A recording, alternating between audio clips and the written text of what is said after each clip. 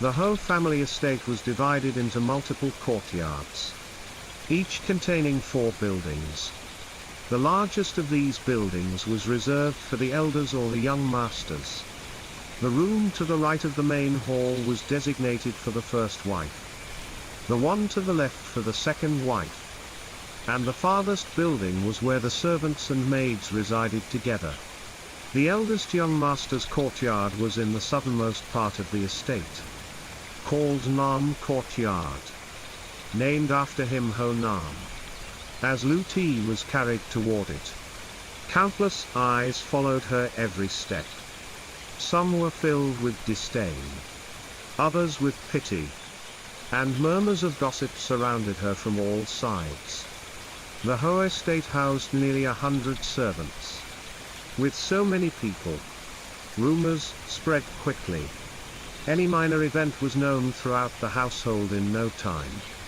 Lu Ti had already fallen out of favor with the matron, so the servants had no qualms about speaking ill of her, some even raising their voices deliberately so she could hear.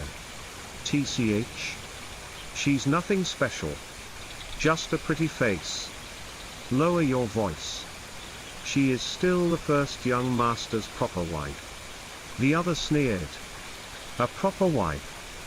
She's just a girl sold off to be a ghost bride. Let's see how long she lasts after offending both the matron and the young master." Lu Ti clenched her hands but remained silent. She knew there was no use in arguing with them. She sighed, her heart heavy with sorrow. She had no idea where her fate would lead her.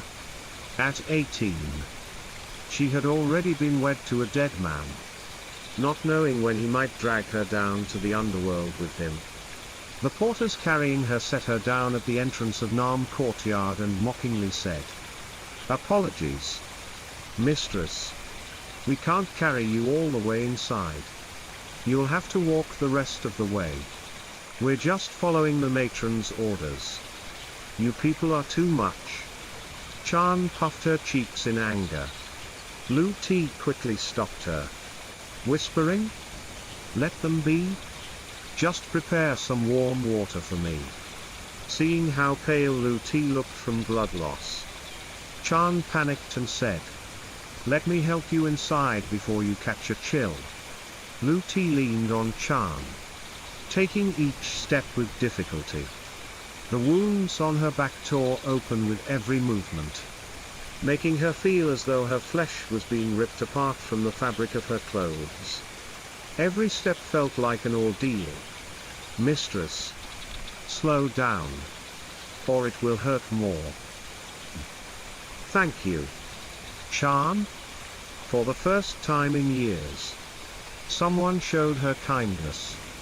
Lu Ti felt a lump form in her throat and resolved to treat Chan well in the future. The little girl even wanted to call a physician to tend to Lu Ti's wounds, but she refused. She knew the matron wouldn't allow it. Even being carried on a wooden board had been a deliberate act to humiliate her in front of the household. Fortunately, Chan had managed to find some herbs to stop the bleeding and a bit of clean cloth to bandage the wounds. 2 hours later, Lu Ti was properly bandaged, and had eaten a small bowl of porridge, making her feel somewhat better. A servant arrived with a message from the matron, saying she was too occupied with the third young master's wedding preparations and that Lu Ti was to remain in her room. She was forbidden from leaving without permission. Lu Ti was secretly relieved. She had heard that prestigious families like the Ho clan had strict rules and customs. She was afraid of making a mistake and suffering further beatings. She planned to use this time to learn etiquette from Chan. After all, she had to live here for the rest of her life, and winning the matron's favor was the safest way to survive. As the night deepened, the air grew colder. "Mistress, why is there fog this late into the summer? I'll close the door. Please rest early. I'll keep watch outside. Call me if you need anything." With that, Chan stepped out and shut the door. Lu Ti lay on her side, careful not to disturb her wounds. She stared at the flickering candle on the table, its wavering flame mirroring her own uncertain fate.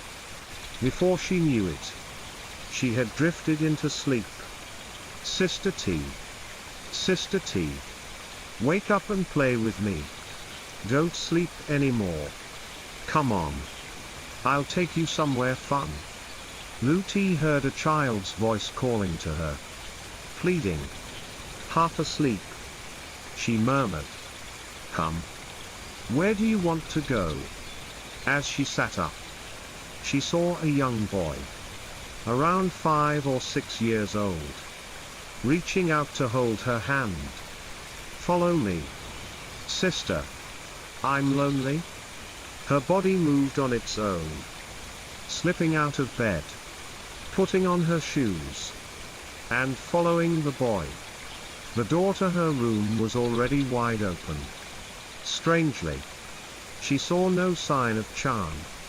Before she could think further, the boy had already vanished ahead. Wait. Slow down. I can't keep up. Hurry. Sister. I'm right here. Lu Ti quickened her pace, chasing after him. He led her deep into the estate until they arrived at a large building far grander than the main hall she had seen in the morning. Before she could react, the boy pulled her inside, grinning. This is my home. Sister. Isn't it big? Your home? Where are your parents? Why are you alone so late at night? Just come in. Inside, a massive banquet table was laid out, filled with exquisite dishes, foods she had never tasted before. Have you eaten? Sit down and eat with me. Something felt off, but the boy's voice carried an eerie compulsion. Unable to resist, Lu Ti sat down. The boy picked up a large piece of meat and placed it in her bowl. Eat more. Sister. You're too skinny. That's no good. As she brought the meat to her lips, a putrid stench filled her nostrils, making her gag. The scent was revolting, like rotting flesh steeped in decay. She dropped her chopsticks and doubled over, retching. How dare you waste my food? Before she could react, the boy screamed. Looking up, she saw his pale face twisted in fury, his lips stained with fresh blood. His pitch-black eyes glared at her as he howled, "You must repay me for what you wasted." He lunged at her like a rabid beast. The once appetizing dishes transformed into rotting corpses, their decomposing flesh writhing with maggots. Lu Ti shrieked, throwing the bowl at the child and bolting toward the exit. In her panic, she tripped over something. Looking back, she realized the child was gone. In his place, a corpse slowly crawled to its feet, arms outstretched. Hopping toward her? Jiangxi. A hopping corpse. Looking around, she found herself surrounded by the undead. Panic surged through her. If a Jiangxi devoured someone, their soul would be trapped forever, unable to reincarnate. Just as one of the corpses leapt at her, a voice rang out, "By the heavens and the underworld, 5 elements in balance. Begone, evil spirits." Instantly, the corpses collapsed, lifeless once more. A white-haired old man stood before her, smiling kindly. Lu Ti. She nodded weakly. A rare yin constitution. An anomaly indeed. She didn't understand his words but bowed gratefully. "Thank you for saving me. I would have died without you." The old man stroked his beard. "You can see me, that means we are fated to meet. You are Nam's wife, aren't you?" She nodded. Then call me ancestor. Lu Ti froze. Could he be a spirit of the whole family's ancestors? Before she could ask, he tapped her forehead. Return. It is nearly dawn. In a blink, he vanished. As she stumbled back to her room, a powerful force pressed down on her. A cold hand gripped her throat. A voice growled. Where have you been? You dare neglect me? She choked out. Why, young master? Chapter 4. Before Lu Ti could finish her sentence, he pinned her down on the bed. His body was so cold. Lu Ti even caught a glimpse of a red glow behind him. Tall and heavy, he made her feel like she was suffocating. And with her old wound still unhealed, the pain shot through her like a knife. She hurriedly pleaded, please, please, let me go. I'm not well today. Lu Ti knew her role as a wife, sharing a bed with him was her duty, but seeing his displeasure, she begged further, could you give me a few days? I'm having my time. It's not convenient. From childhood until now, Lu Ti had never been so intimately close to a man. And having to speak about such delicate matters made her face flush red with embarrassment. She thought this might make him relent. But she forgot that Honam was no longer human. He sneered mockingly, that's your problem. My mother bought you just to be a girl for me to vent my anger on. You don't get to refuse. This morning you ruined my mood. So tonight I'll take back everything with interest. As he spoke, he roughly tore the dress off her body. Seeing her bare, he grew even more delighted. Beautiful. You'd better please me well. His handsome face belied his vile nature. His icy lips ravaged her body, deliberately making sounds that humiliated her. Lu Ti, your flesh is so sweet. Powerless. Lu Ti had no strength to resist. She trembled in fear. Sob. Please. Can you be gentler? It hurts. Seeing her cry only fueled Honam's desire to torment her more.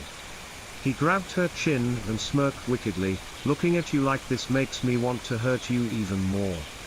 Knowing it was her time of the month, he had only meant to tease her a little. But her allure proved too tempting. He decided to go all the way. You lit the fire, so you'll put it out for me.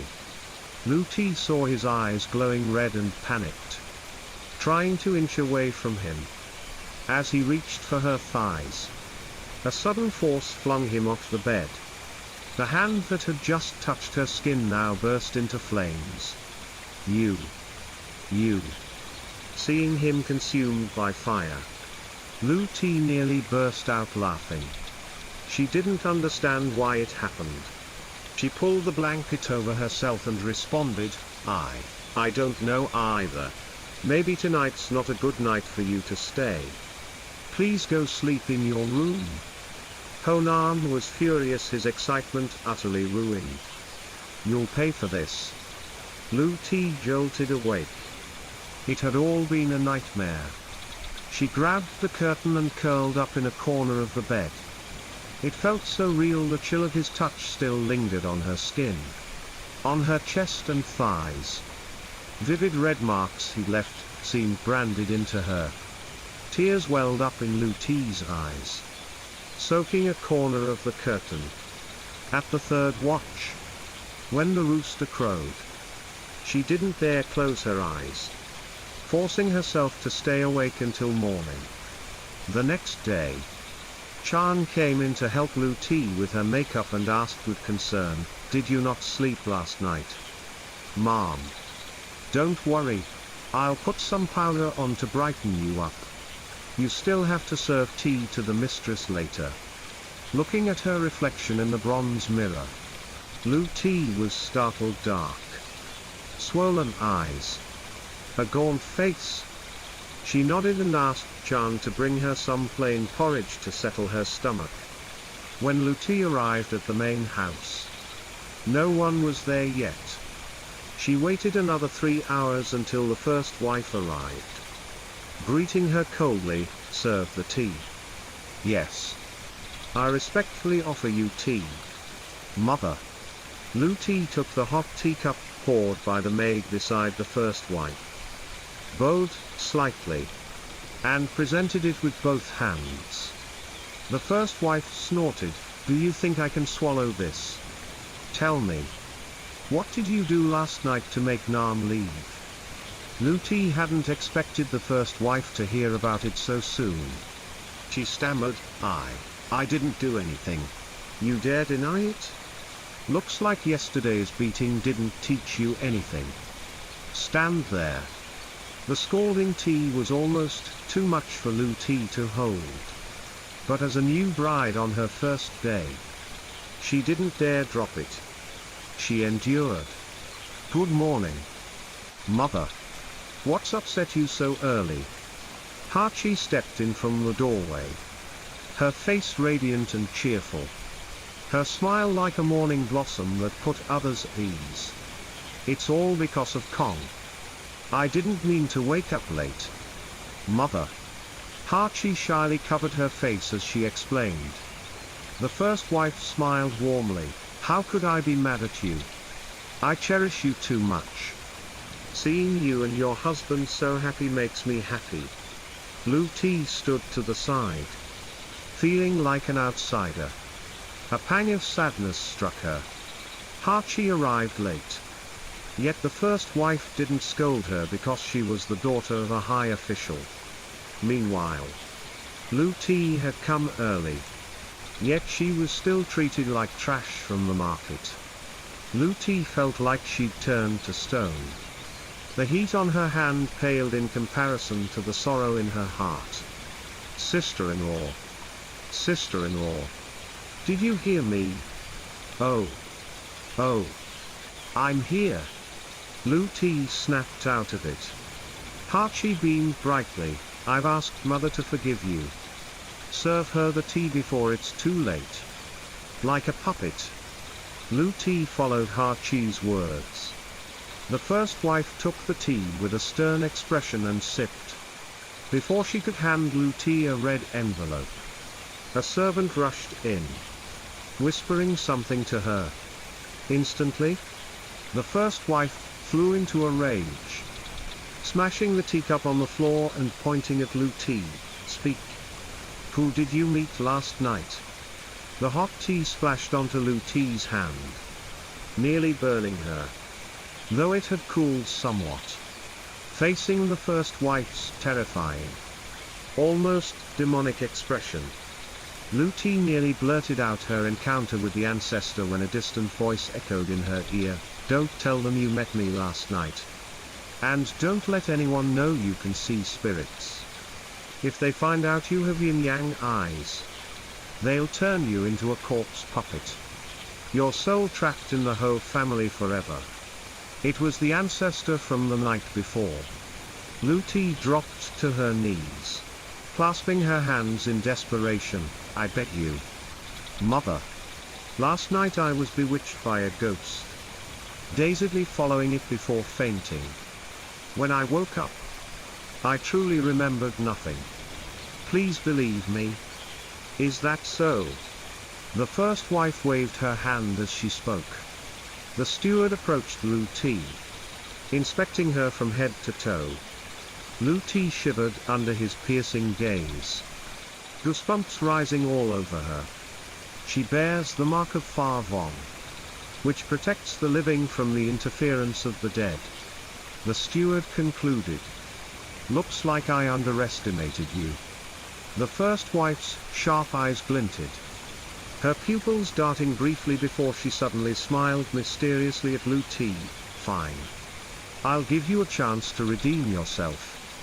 Go to Baksun Market, and buy me 9 bundles of gold paper, a wooden horse, 7 bolts of red fabric, a toad figurine, and a pouch of silver coins. You must choose and bring them back yourself. No one can go with you. Luti felt like she'd been granted a reprieve. Without a second thought, she kowtowed in gratitude and bolted outside. She couldn't bear another moment in there. Noticing Chan's worried look, Luti asked curiously, "What's wrong, Mom?" Baksun Market is also called the Yang Market. It only opens from midnight to 3 in the morning before closing. I've heard that the living and the dead mix there. If you accidentally buy something meant for the dead. Chapter 5. Luti let out a soft sigh.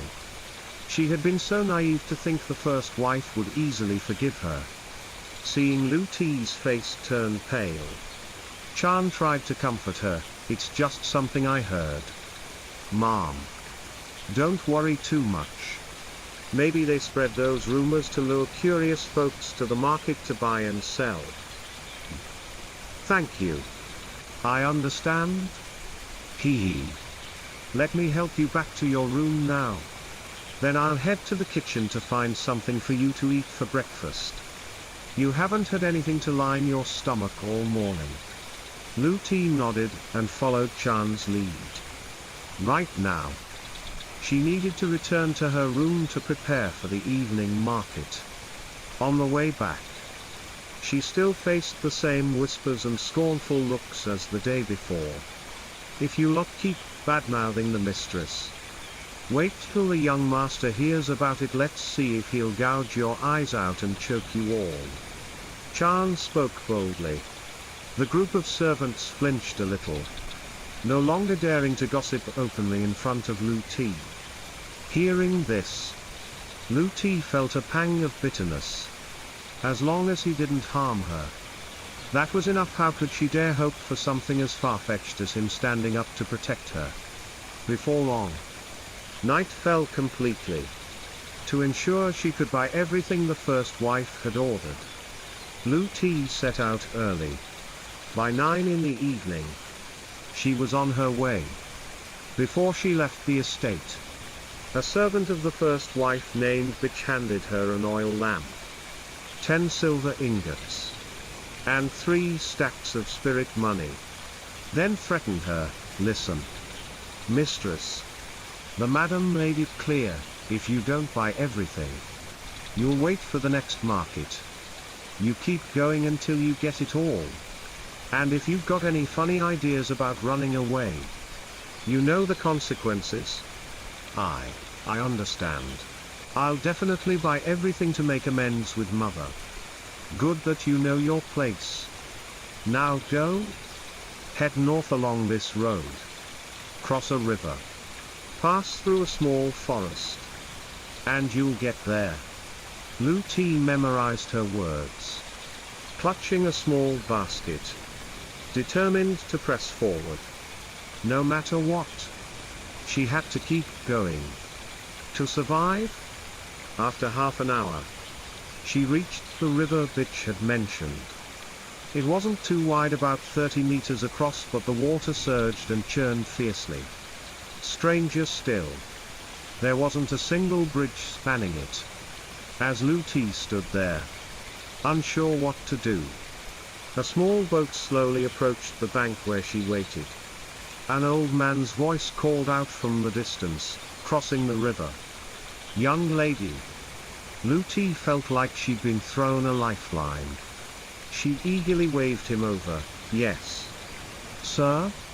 Please let me ride with you across." "Climb aboard." Luti hitched up her skirt, waded to the river's edge, and clambered onto the old man's boat. The vessel was so tiny that carrying 2 people made it wobble precariously. She nearly toppled backward, but eventually managed to settle herself. The boatman, about 70 years old, had a weathered face and a frail, bony frame. He wore a tattered old hat and asked, "Ready, miss?" "Yes. You can go now, sir?" The river was freezing. Despite wearing 2 layers of clothing, Lu Ti shivered uncontrollably. Suddenly, she spotted a fish swimming below. Curious. She wondered what kind it was so beautiful it almost mesmerized her. She reached out, tempted to touch it and see what it was. Don't stick your hand in the water. Do you want to lose it? Startled by the old man's warning, Lu Ti yanked her hand back. The creature, realizing it couldn't trick her, bared its razor-sharp teeth and let out a chittering call to its companions. In no time, the boat was surrounded. Some even tried leaping aboard. Luckily, the old man acted quickly, pulling bits of minced meat from a black pouch and scattering them across the water. The fish swarmed to devour the bait, temporarily leaving the little boat alone. What are those? To the old man, such things were as routine as a meal. He explained, those are ghost fish. This river once buried the bodies of thousands of Song soldiers who invaded our land. So many enemy corpses clogged the banks for months. Their restless spirits, unable to move on, possessed the catfish here, turning them into ghost fish. Every time you cross, you have to toss them some red meat, or they won't let you pass. The more Lu Ti heard, the more terrified she became.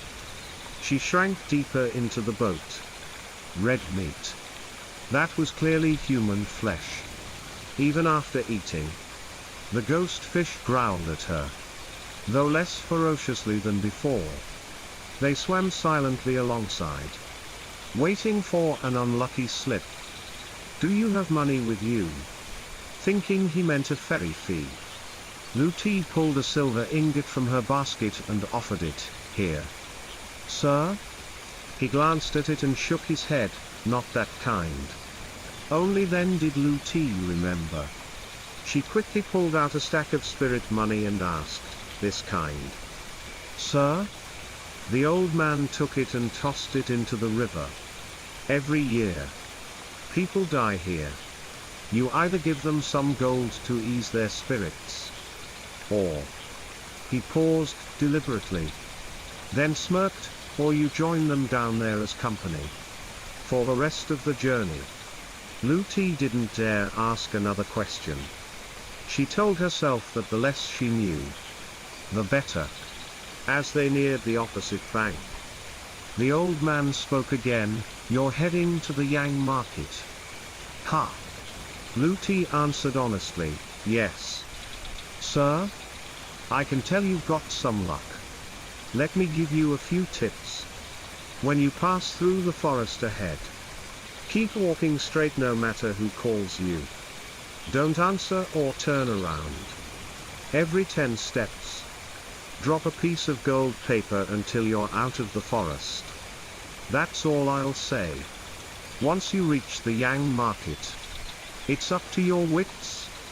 Look carefully and think hard before you act, or you'll bring trouble on yourself. Lu Ti listened intently and committed his advice to memory. She bowed her head. Thank you for your kindness. Sir? No need. Your time hasn't come yet, I'm just lending a hand. Go early? Return early. I'll wait here for you. I'll collect the ferry fee on the way back. When they reached the shore, Lu Ti didn't dare wade into the water again. She waited until the old man steered the boat onto solid ground before climbing out. She waved goodbye, and headed toward the forest ahead. A thick fog blanketed the trees, giving her pause. But turning back wouldn't spare her from the first wife's wrath, and running away would only endanger her mother. She had no choice but to press on. Even with the slimmest hope, Lu Ti would fight to the end. Following the old man's instructions, she strode quickly through the forest, determined to get through as fast as possible. Every 10 steps, she dropped a piece of gold paper. The fog parted, clearing a path for her. At times, she heard a child crying behind her. Then voices calling out. And even a tap on her shoulder. Terrified? Lu-Ti trembled, as she walked but didn't dare look back. Finally, she emerged from the forest onto a narrow path. After a short walk, she reached the gates of the Yang market. From a distance, it didn't seem much different from a regular market, just older and more ancient looking. With all the rumors and the late hour, she'd expected it to be deserted. But no, it was bustling with people coming and going. Except most of them weren't alive. Only a rare few were among the living. Chapter 6. Lu-Ti could distinguish the living from the dead by the glow behind them. Those with a dark, grey light trailing their backs. Their figures faintly shimmering like water rippling from a dropped pebble. Were spirits. The living, on the other hand, had no such color. They carried oil lamps, said to guide their way back to the mortal world and keep the dead from dragging them along. The Yang market sold a wide variety of goods. Truth be told, it lacked nothing. After wandering around once, Lu-Ti began to grasp the rules here. Sellers could be either living or dead. In the first case, if the seller was alive, they sold ordinary items. Living buyers paid with silver or coins, while spirits bought by having the goods burned directly for them. It was easy to spot. Beside these sellers stood a large bronze cauldron. When a spirit purchased something, the seller wrote their name on a slip and burned it in the cauldron for the spirit to receive. Payment was settled between them however they agreed. If the seller was a spirit, though, buyers paid with their accumulated merit. Good deeds done in life earned a certain amount of virtue. In return, the spirit seller offered something rare, a prophetic dream, a foretelling, or blessings for business, trade, or exams. The first item Lu-Ti bought was gold paper. The first wife had ordered 9 bundles. The seller, a middle-aged woman who was alive, held up her index finger as a signal. Lu-Ti understood and handed her a silver ingot. The second item was red fabric. The seller was a young, living girl. When Lu-Ti offered silver, she shook her head. Gold paper didn't work either. Lu-Ti asked, "What can I trade with you, miss?"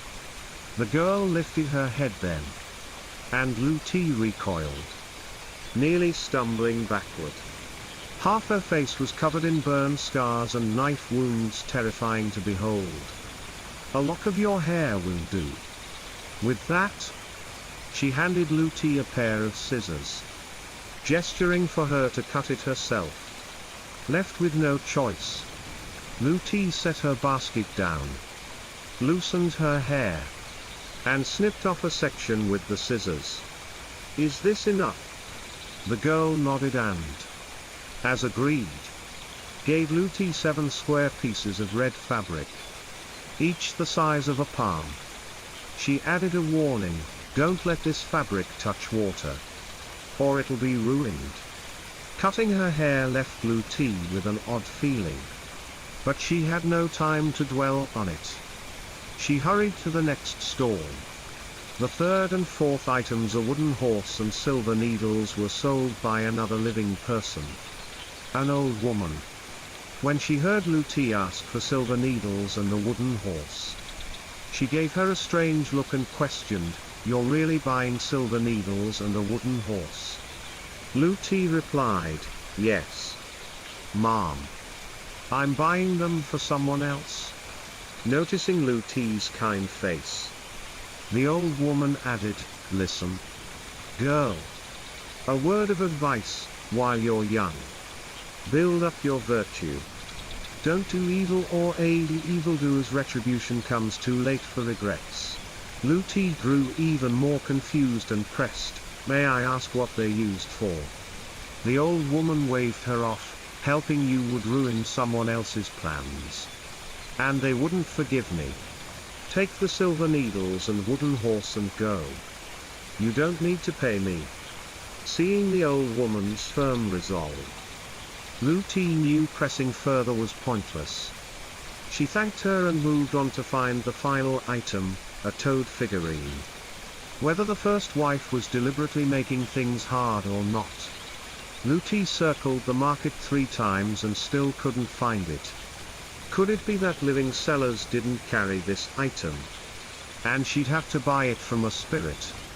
Taking a chance, Lu Ti stopped at a stall run by a young man who'd passed on and asked, "Sir, do you sell toad figurines here?" The young man was slightly surprised that Lu Ti could see him. Usually, living people who bought from him were skilled shamans or mediums. Never had he seen a young girl like her, who didn't exactly look the part of a sorceress. Intrigued, he teased, "You can see me." Lu Ti shot back, "If I couldn't see you, how could I talk to you?" "Fair enough. I do have a toad figurine. Then sell it to me." Finding her beauty charming, he grinned playfully, "You can't afford it, it's pricey. A pretty girl like you should just marry me instead. I'm easygoing. I'll bless you. You can still marry a living husband. And I'll just visit now and then. When you die, you'll come down here and be my wife." Annoyed at his flirting, Lu Ti pretended to walk away. "Hey? Are you selling or not? If not, I'll buy it elsewhere. The market doesn't stop without me. I'm selling. I'm selling. So how much merit do you want for it? Let me ask you seriously, why do you need a toad figurine? Here. It costs 10 years of merit, equivalent to 30 years of your lifespan in this life. 30 years of life." Lu Ti haggled, "Can't you lower it?" He shook his head, "No can do." Seeing her look a bit pitiful, he continued, "Or you could agree to fulfill my unfinished wish from when I was alive." Lu Ti nodded eagerly. No matter how hard it was, it beat losing 30 years of her life. She asked, "All right. Tell me, what is it?" He replied, "Write your lunar birth date on this paper. I'll reveal the task to you in a dream later. As for the toad figurine, when you cross the river on your way back, catch a live toad and bring it home. I'll find a way to get the figurine to you. Oh no. I almost forgot. You need to get out of here fast. The underworld soldiers are about to start their patrol. You snuck in here without a pass. If they catch you, they'll take your soul." Just then, the sound of hooves echoed from afar.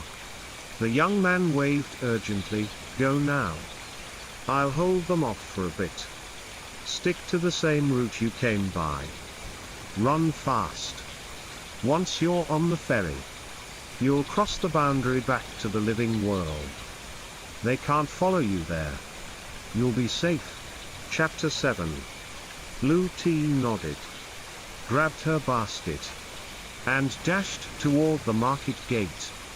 By the 4th watch, the Yang market had begun to quiet down, with only a few figures lingering. Lu Ti ran straight back to the edge of the forest she'd crossed earlier. The fog had mostly lifted, so she took a chance and didn't scatter any gold paper this time. Sprinting ahead instead, she made it halfway through the forest when shouts and the sound of hooves echoed from behind. "You mortal! Stop right there and face your punishment." Lu Ti buried her head and ran for her life, not daring to glance back. The hoofbeats grew louder, more urgent. Her legs couldn't match the speed of horses, especially with her still healing injury slowing her down. The pursuers seemed to ride the wind itself, closing in on her in mere moments. Then, just as she neared the riverbank, Lu-Ti tripped over a small stone and sprawled onto the ground. The riders wore iron armor and helmets, their faces fierce and menacing. 4 of them spread out an iron net, ready to trap her completely. At that moment, the sound of oars and the ferryman's voice cut through. "Hold on. Hold on. Please. Officers. Don't arrest the wrong person." The leader, recognizing the old man who often ferried here, raised a hand to halt his men. Displeased in his tone, "You're a mortal. This is the domain of the dead. Mind your own business, or you'll share her guilt." The old man anchored his boat to the shore and clasped his hands, pleading, "Officers, please reconsider. This is my granddaughter. She just came from Thang Long to visit for a few days. I sent her to the market to buy some things. I beg you to show mercy." Having ferried this river for nearly 30 years, the old man had some rapport with the leader. The man frowned for a moment before ordering the net to be stowed. "Fine. I'll let it slide this time. Next time, follow the rules." Only after the soldiers rode off into the distance did the old man help Lu-Ti to her feet, asking, "Are you all right, miss?" Lu-Ti shook her head slightly and replied, "No. I'm fine." "Sir?" he explained, "that was a soul-binding net, used to capture and imprison guilty spirits. Even malevolent ghosts or demons caught in it could be shattered to pieces if they're not careful. Hurry onto the boat. We can't miss my schedule." Lu-Ti climbed aboard, finally daring to breathe deeply. That was too close. She'd nearly been caught. "Didn't your family warn you to return before the 3rd watch?" Lu-Ti forced out, "They did. Sir? It's my fault, I forgot." The old man resumed, scattering meat scraps to the ghost fish wriggling on the water's surface. This time, the sharp scent of fresh blood hit Lu-Ti hard. A bold suspicion crept into her mind, and she stammered, This meat?" As he tossed more to the fish, the old man calmly answered, "Yes. It's my own flesh and blood. Are you scared?" Lu-Ti now understood why he was so frail. His body little more than skin stretched over bones. She shook her head, "No. I'm not afraid. You just saved my life. I can't thank you enough. But why do you do this, sir?" He lifted his trouser leg, revealing a raw, red shin with patches of flesh clinging to white bone. Lu-Ti had never seen anything so horrific. She clapped a hand over her mouth, nearly screaming. "Mississippi, everything in life has its cause and effect. When I was young, I made many mistakes. Once, I accidentally offended the river god here. He took my wife, and her soul remains trapped in the river's deepest layer, tormented daily by 100 gnashing spirits. Compared to that, this pain of carving my flesh is nothing. So you ferry here to atone to the river god?" "Yes. I must earn merit by ferrying 1,000 passengers across, free of charge, living or dead. You happen to be the 999th. Lu-Ti caught a rare smile on the old man's weathered, hardship-lined face. "The 1,000th will be my wife. At last, I can guide her to reincarnation." Hearing this, Lu-Ti was moved to tears. "You and your wife are so resilient. I admire you both so much." The old man seemed to have poured out all his pent-up sorrows and didn't reply further. When Lu-Ti reached the shore, Her heart swirled with both joy and sadness. She silently watched his stooped figure fade into the distance with his little boat until it vanished from sight. Far on the horizon, a few rays of sunlight crept up, signaling dawn. It felt like a glimmer of hope. She knelt and bowed in gratitude to the old man who'd saved her, silently praying that in their next lives, he and his wife would be reunited as husband and wife. After a few steps, the croaking of toads jolted her back to a task she'd forgotten. She hurried to the river's edge and caught a large toad. An unexpectedly smooth success. Was she just lucky today? She wondered. Or was the toad figurine really this easy to obtain? On the way home, Lu-Ti felt lighter. She reached the estate as the sun peeked over the horizon. The first wife hadn't yet risen. Bitch. Her servant spotted Lu-Ti returning early and unharmed, and blocked her at the gate with suspicion. Have you bought everything the madam ordered? Lu-Ti gripped her basket, hesitant to hand it over directly, worried bitch might sabotage her, and said, of course I've got everything. I'll bring it to the main house later to make amends with mother. With that, she brushed past bitch and returned to her room. Covered in mud and sweat, she decided to bathe and clean up before facing the first wife. Mistress, you're back.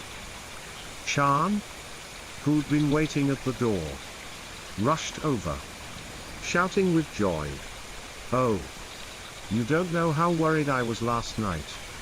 Thank the ancestors you're safe. Lu-Ti smiled. Thank you, Chan. I'm still in one piece. Go prepare some bath water and clean clothes for me. Yes, Mom. I'll get it ready right away. I left some hot buns in your room, eat them to tide you over while I'm gone. Lu-Ti opened her door. After just one night, it felt like a year had passed. She carefully set her basket by the head of the bed, nibbling on a bun while wondering how that spirit bender would send her the toad figurine. For now, she'd hand over the live toad to the first wife. After breakfast and a bath, Lu-Ti was about to head out to see the first wife when a servant arrived with news. The first wife had urgent business and would be away in the province for a few days. She'd summon Lu-Ti upon her return.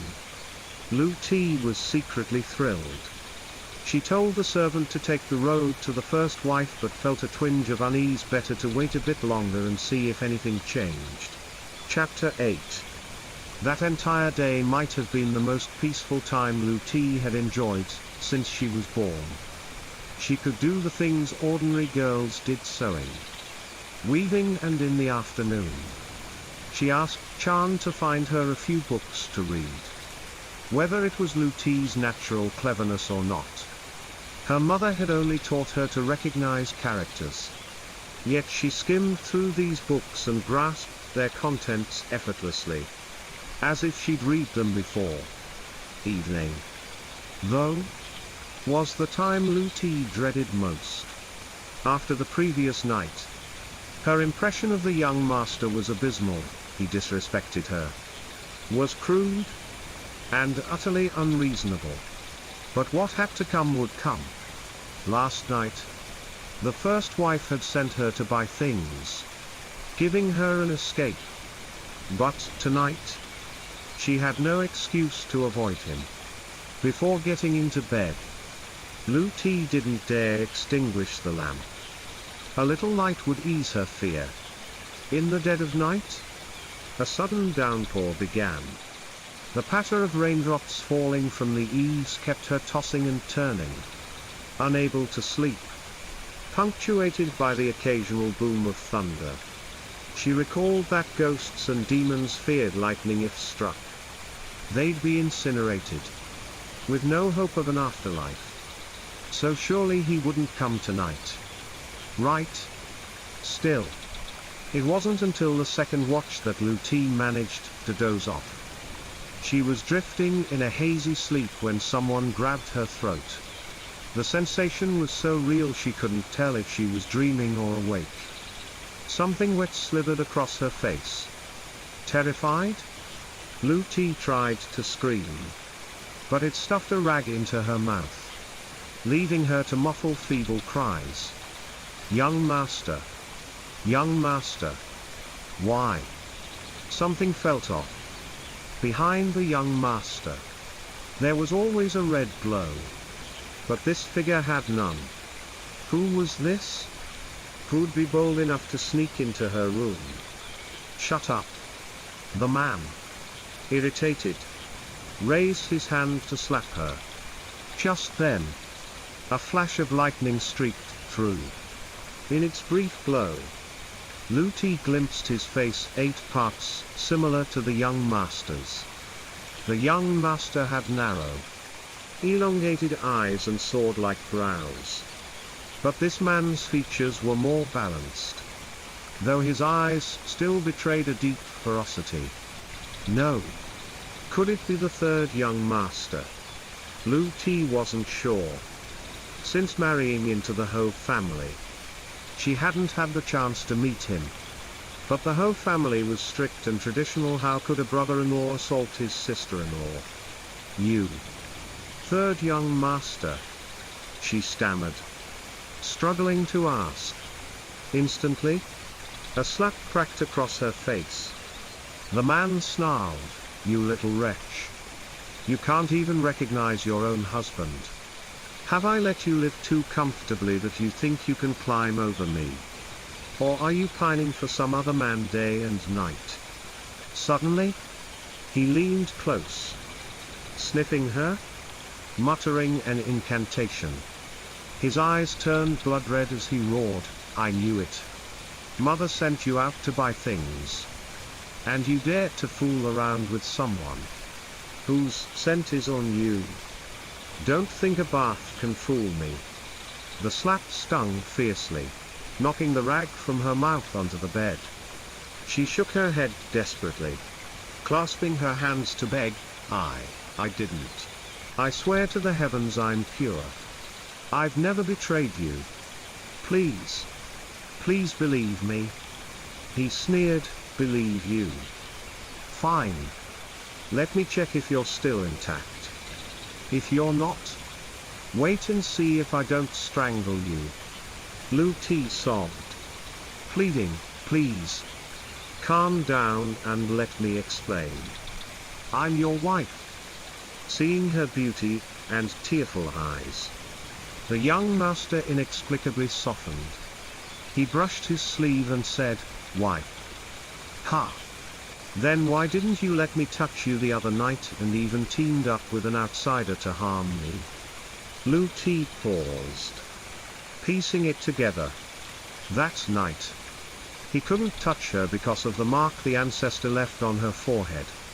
Today, he claimed she smelled of another man. Could it be from the spirit vendor who'd touched her?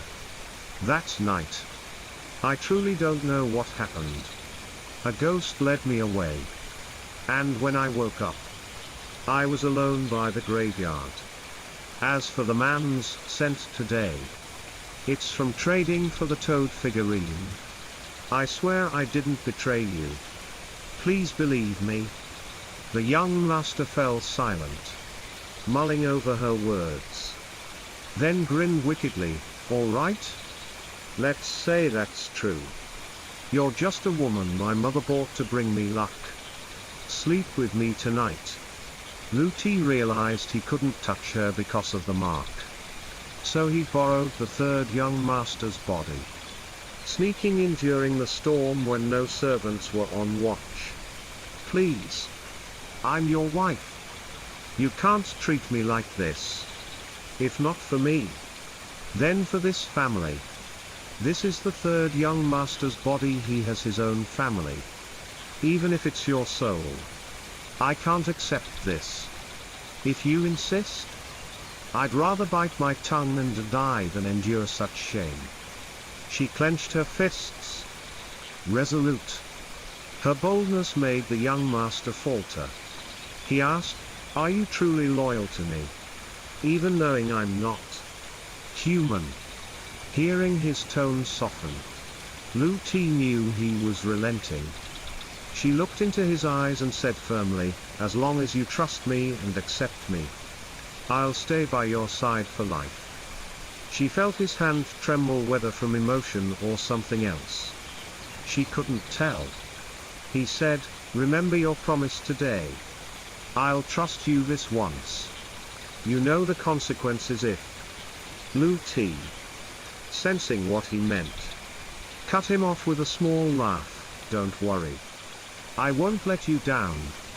But using the third young master's body like this isn't right. Why don't you return it to him? From now on, you can visit me in dreams like before. He huffed, you've got a slick tongue. Outside, the rain had stopped. Lu Ti coaxed gently, so I'll see you out now. All right? Think of me a little, please. The young master nodded and opened the door to leave. At that moment, a blaze of torchlight approached her room in a procession, led by Ha Chi. Gone was her morning cheer. Her eyes were icy. There. Third mistress. I warned you to watch this wretch. You kept defending her, and now she's seducing the third young master. Facing a crowd glaring at her with fury, Lu Ti felt her strength drain. Unable to form full sentences, she waved her hands frantically. No. No. This isn't. It's not the third young master. What? You think we're blind? Shameless woman. A servant beside Ha Chi shouted, loud enough for all to hear. Shut up.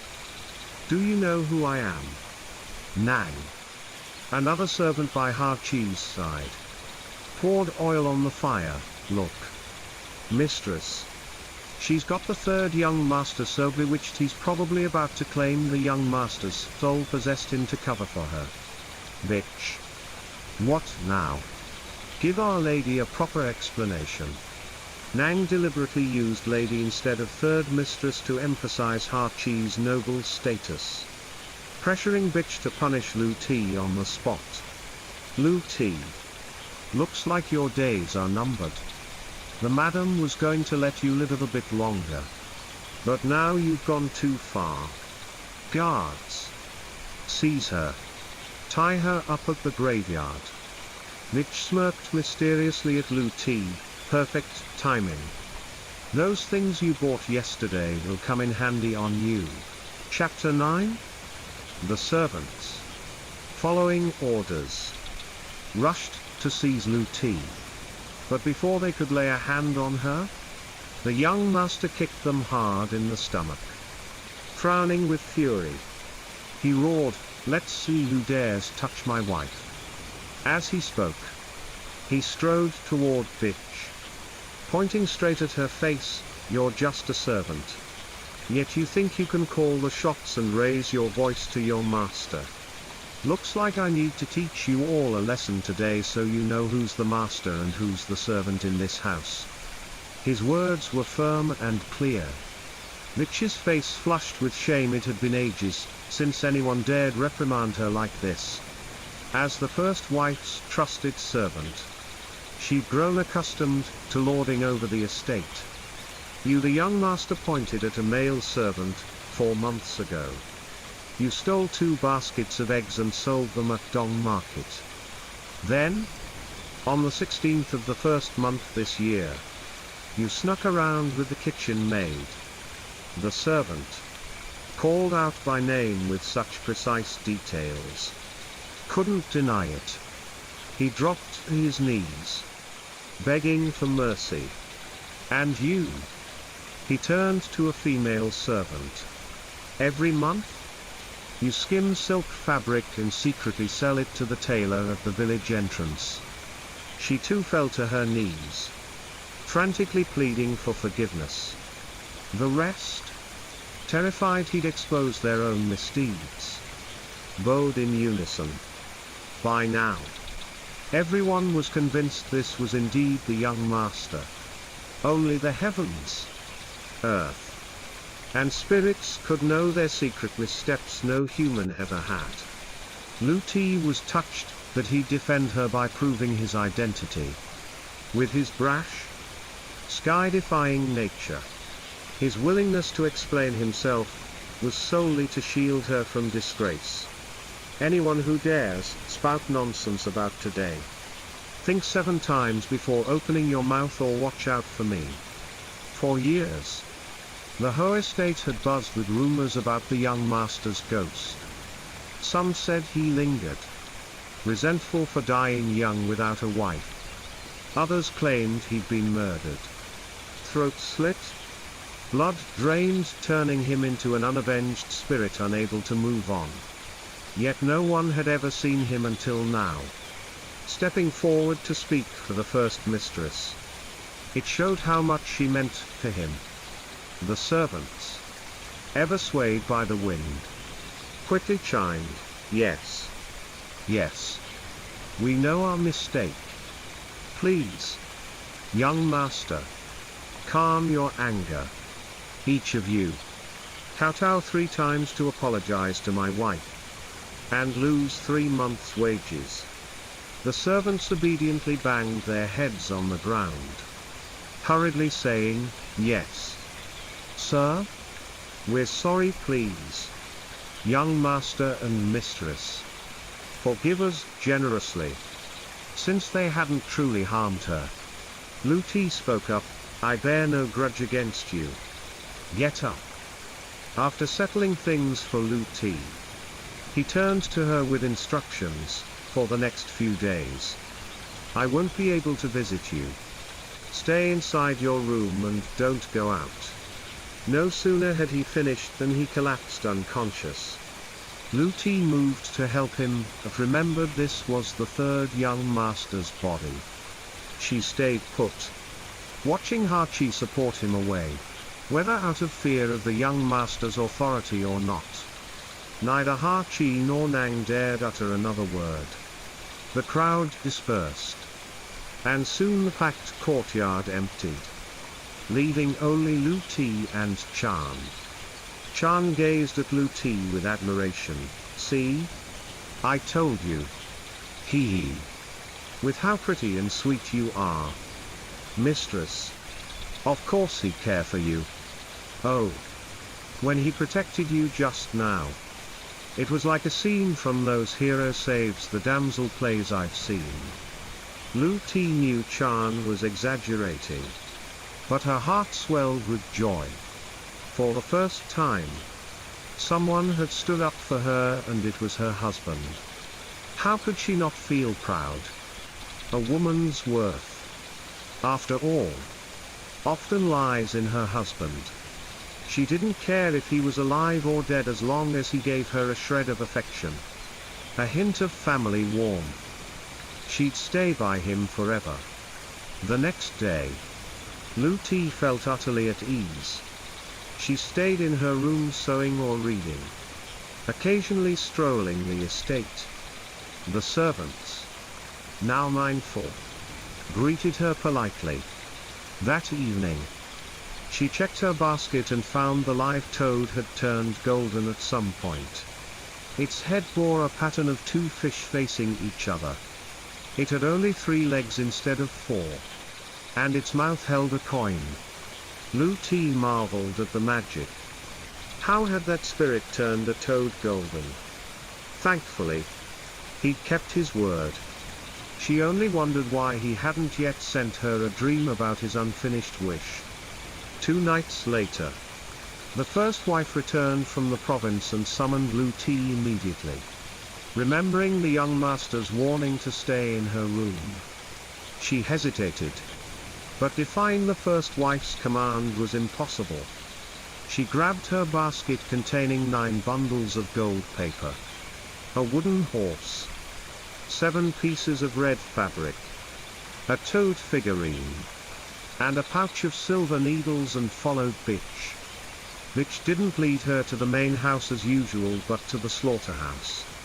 Memories of the corpse puppet still haunted Lu Ti. Since awakening her yang eyes, she'd grown increasingly sensitive to yin energy. Returning here, she felt the thick, trapped resentment in the ground. Muffled cries of anguish echoed in her ears, paling her face. Yet she saw no spirits. Were they all sealed somewhere nearby? Unlike last time, the slaughterhouse wasn't shrouded in darkness. Red candles lined the room. Uneasy, Lu Ti hesitated to enter.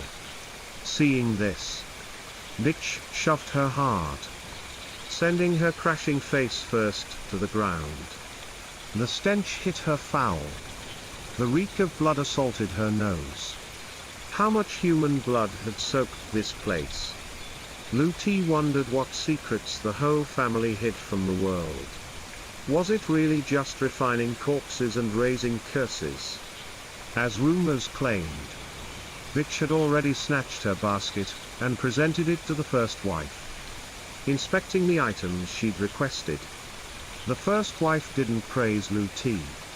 Instead, she glared coldly, her eyes sharp as 1,000 swords piercing through her.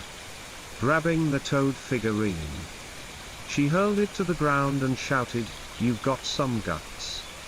Last time I asked, you dared to lie? I never imagined you'd have yang eyes. Ha ha.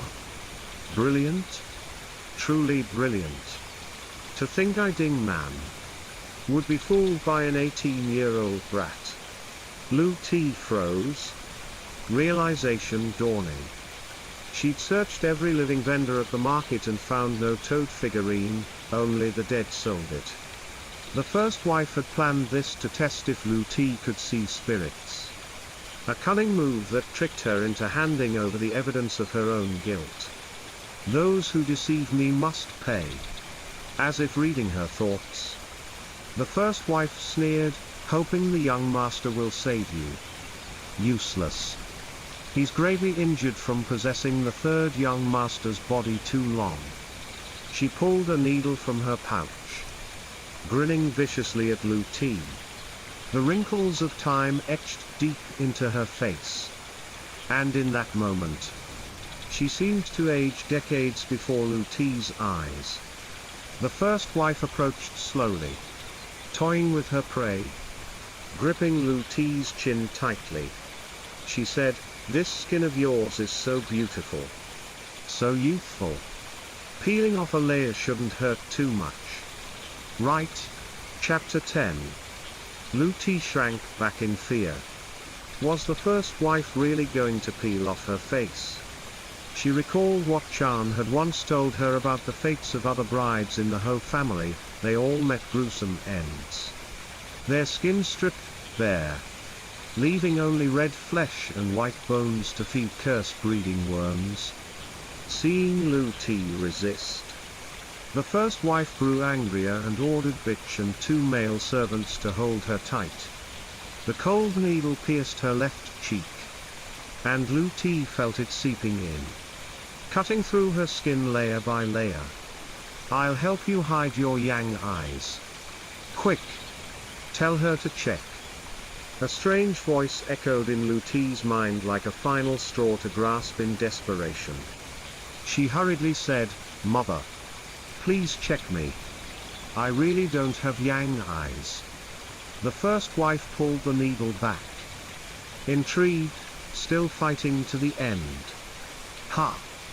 Fine. I'll humor you." As she spoke, Bitch understood, and left to fetch something. Lu Ti, panicking, rubbed her cheek terrifyingly. She felt the first wife nearly flay her face. Moments later, Bitch returned with a bronze basin in hand. "Madam, I've brought the bone water." The first wife nodded, pointing at the basin. "Here's your chance to prove it. Wash your face with this bone water." Still fuming over yesterday when Lu Ti had charmed the young master and humiliated her in front of the servants, Mitch added, "Wash it well, mistress." This bone water's made from the dead's bones, laced with cursed poison. If you truly have yang eyes, it'll blind you, and fresh blood will pour out. Lu Ti took the basin, her hands trembling uncontrollably. The stench of the bone water nearly made her vomit up the dinner she'd eaten earlier. Though she didn't know who had just spoken to her, she had no choice but to risk it. She bowed her head and plunged her face into the basin. Instantly, her face burned as if set ablaze, as though thousands, millions of ants were gnawing away at her skin. Clutching her head, Lu Ti screamed in agony, "Ah! It hurts! Someone? Help me! Help me!" The first wife stood by, her face impassive, waiting for the outcome. After roughly the time it takes an incense stick to burn, the pain eased significantly. Lu Ti felt something cool drawing the poison out of her. Opening her eyes, she saw a toad before her, or rather, something toad-like. It had 3 legs like the figurine the spirit had given her. But this one was white with golden edges, small as a pinky finger, alive and moving, staring at her intently. "I told you I'd help you." The same voice rang in her mind again. She thought, could this be another type of toad figurine, different from the one the spirit sold her? "Don't compare me to that statue. I'm a living toad spirit." Lu Ti heard it again. Could it read her thoughts? Of course. "I'm a toad spirit formed from the aura of heaven and earth, absorbing the essence of all things. That thing you gave the old hag is just a statue for attracting wealth or sucking in energy." Lu Ti couldn't recall ever meeting this toad spirit. Why was it helping her? "I met you 3 years ago. I'd turned into a beggar child, and you were the only one kind enough to give me rice and money. I had urgent business then and couldn't follow you. A few days ago, when you entered the Yang market, I sensed you. Seeing you were about to face misfortune, I've been with you since, stepping in to save you in this crisis."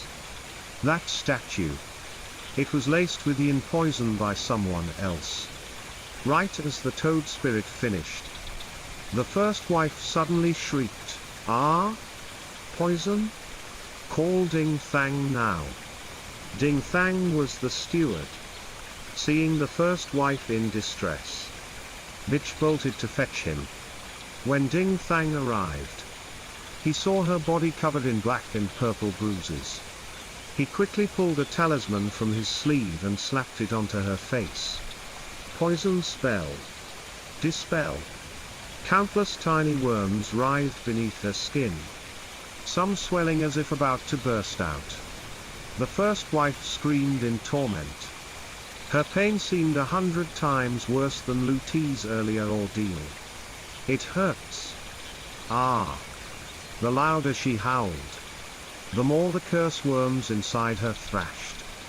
Ding Thang stuffed a rag into her mouth and tied her to a pillar in the room with rope.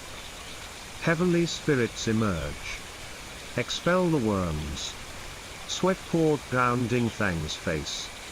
But the worms showed no sign of relenting. Only when he cut his hand, drew blood, and traced a life and death charm did they finally settle within her. The first wife, as if snatched back from death's grip, panted heavily, glaring at Lu Ti with venom. You dared harm me?" Lu Ti quickly denied it. I didn't trick you at all. You saw it? I don't have yang eyes." The first wife then noticed Lu Ti's eyes beautiful, clear as jade, staring back at her, neither blind nor bleeding. Seeing her start to believe, Lu Ti continued, "The 9 bundles of gold paper, wooden horse, 7 pieces of red fabric, and silver needles I bought easily. But the toad figurine, I couldn't find anywhere. Just as the market was closing, a young man said he had one and told me to catch a toad by the river and he'd send it to me. The first wife grew suspicious again. Had that spirit deliberately shown itself to Lu Ti, selling her a poisoned figurine to harm her?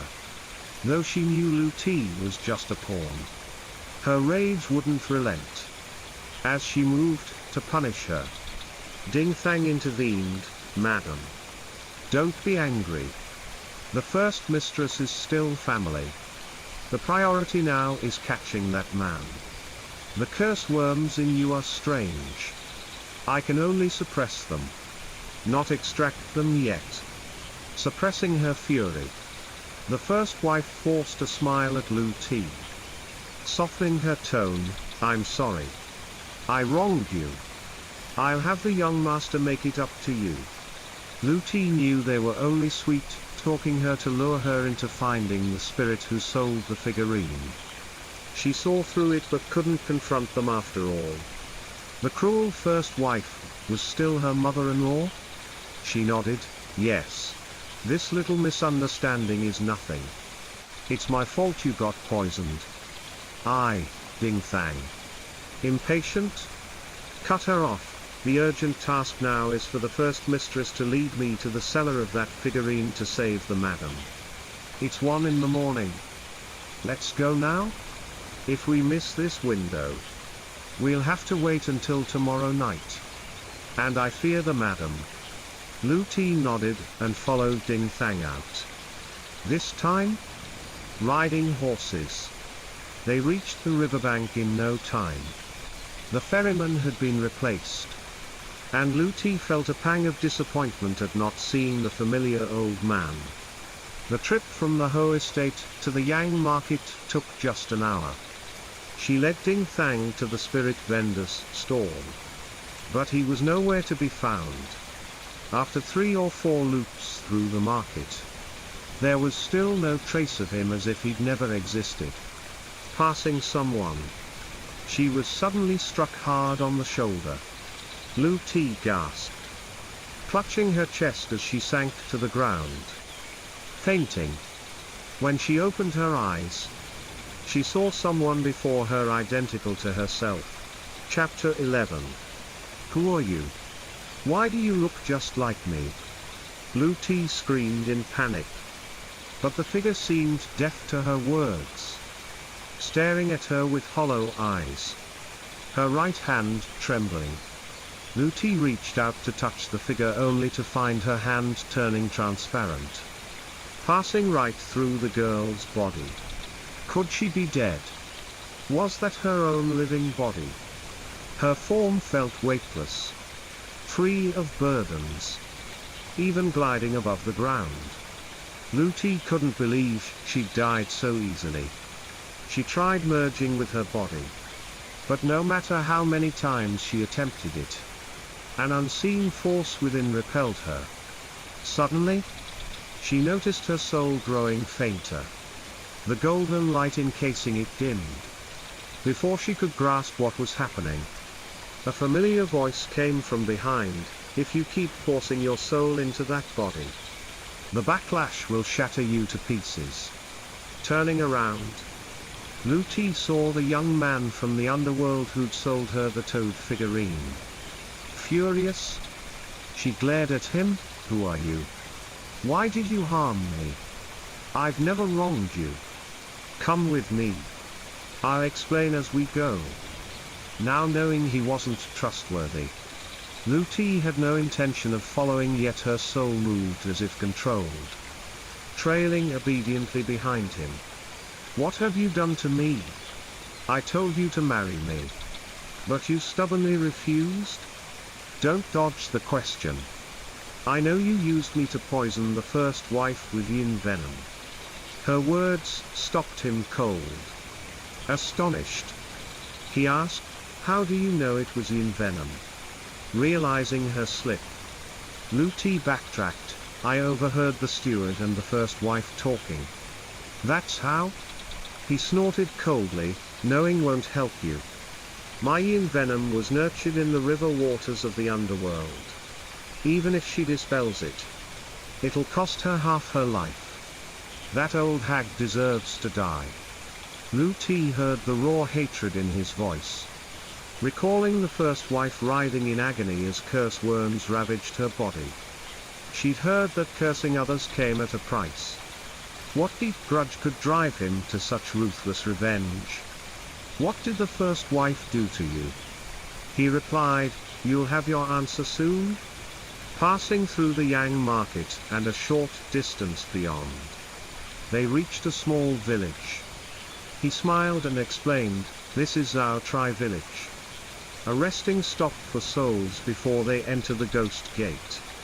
He led her to a modest house adorned with drying woven fabrics outside.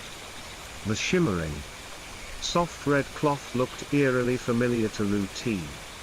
Before she could ask, the door opened, and a girl stepped out, a face Lu Ti could never forget, even in dreams. With its left half scarred by burns and knife wounds. You. The girl gave Lu Ti a cryptic smile, you're here. Ha! You're beautiful. Her smile sent shivers through Lu Ti. Her soul, beyond her control, followed the girl inside. I'm Tran Nyok Shuen. That's my brother. Tran Nam Duong. Lu Ti struggled, fighting to break free, and demanded, what's your scheme? Why did you trap my soul? Tran Nyok Shuen didn't rush to answer. She sat at a loom, resuming her unfinished work. The creak of the frame grated on Lu Ti, splitting her head with pain. Clutching her head, she begged, stop. Please. Don't weave any more. Almost done. Bear it a little longer. Lu Ti felt her soul fading further as the loom drew part of it in, blending it into the fabric Tran Nyok Shuen wove. Only then did she notice the threads weren't ordinary fiber but her own hair. You too planned this from the start. Weaving? Tran Nyok Shuen replied, my brother consulted the heaven and earth ledger and foresaw you'd come to the Yang market. We set our trap. First, I traded the red fabric to trick you into giving me your hair. Then he sold you the poisoned toad figurine for you to deliver to Ding Man.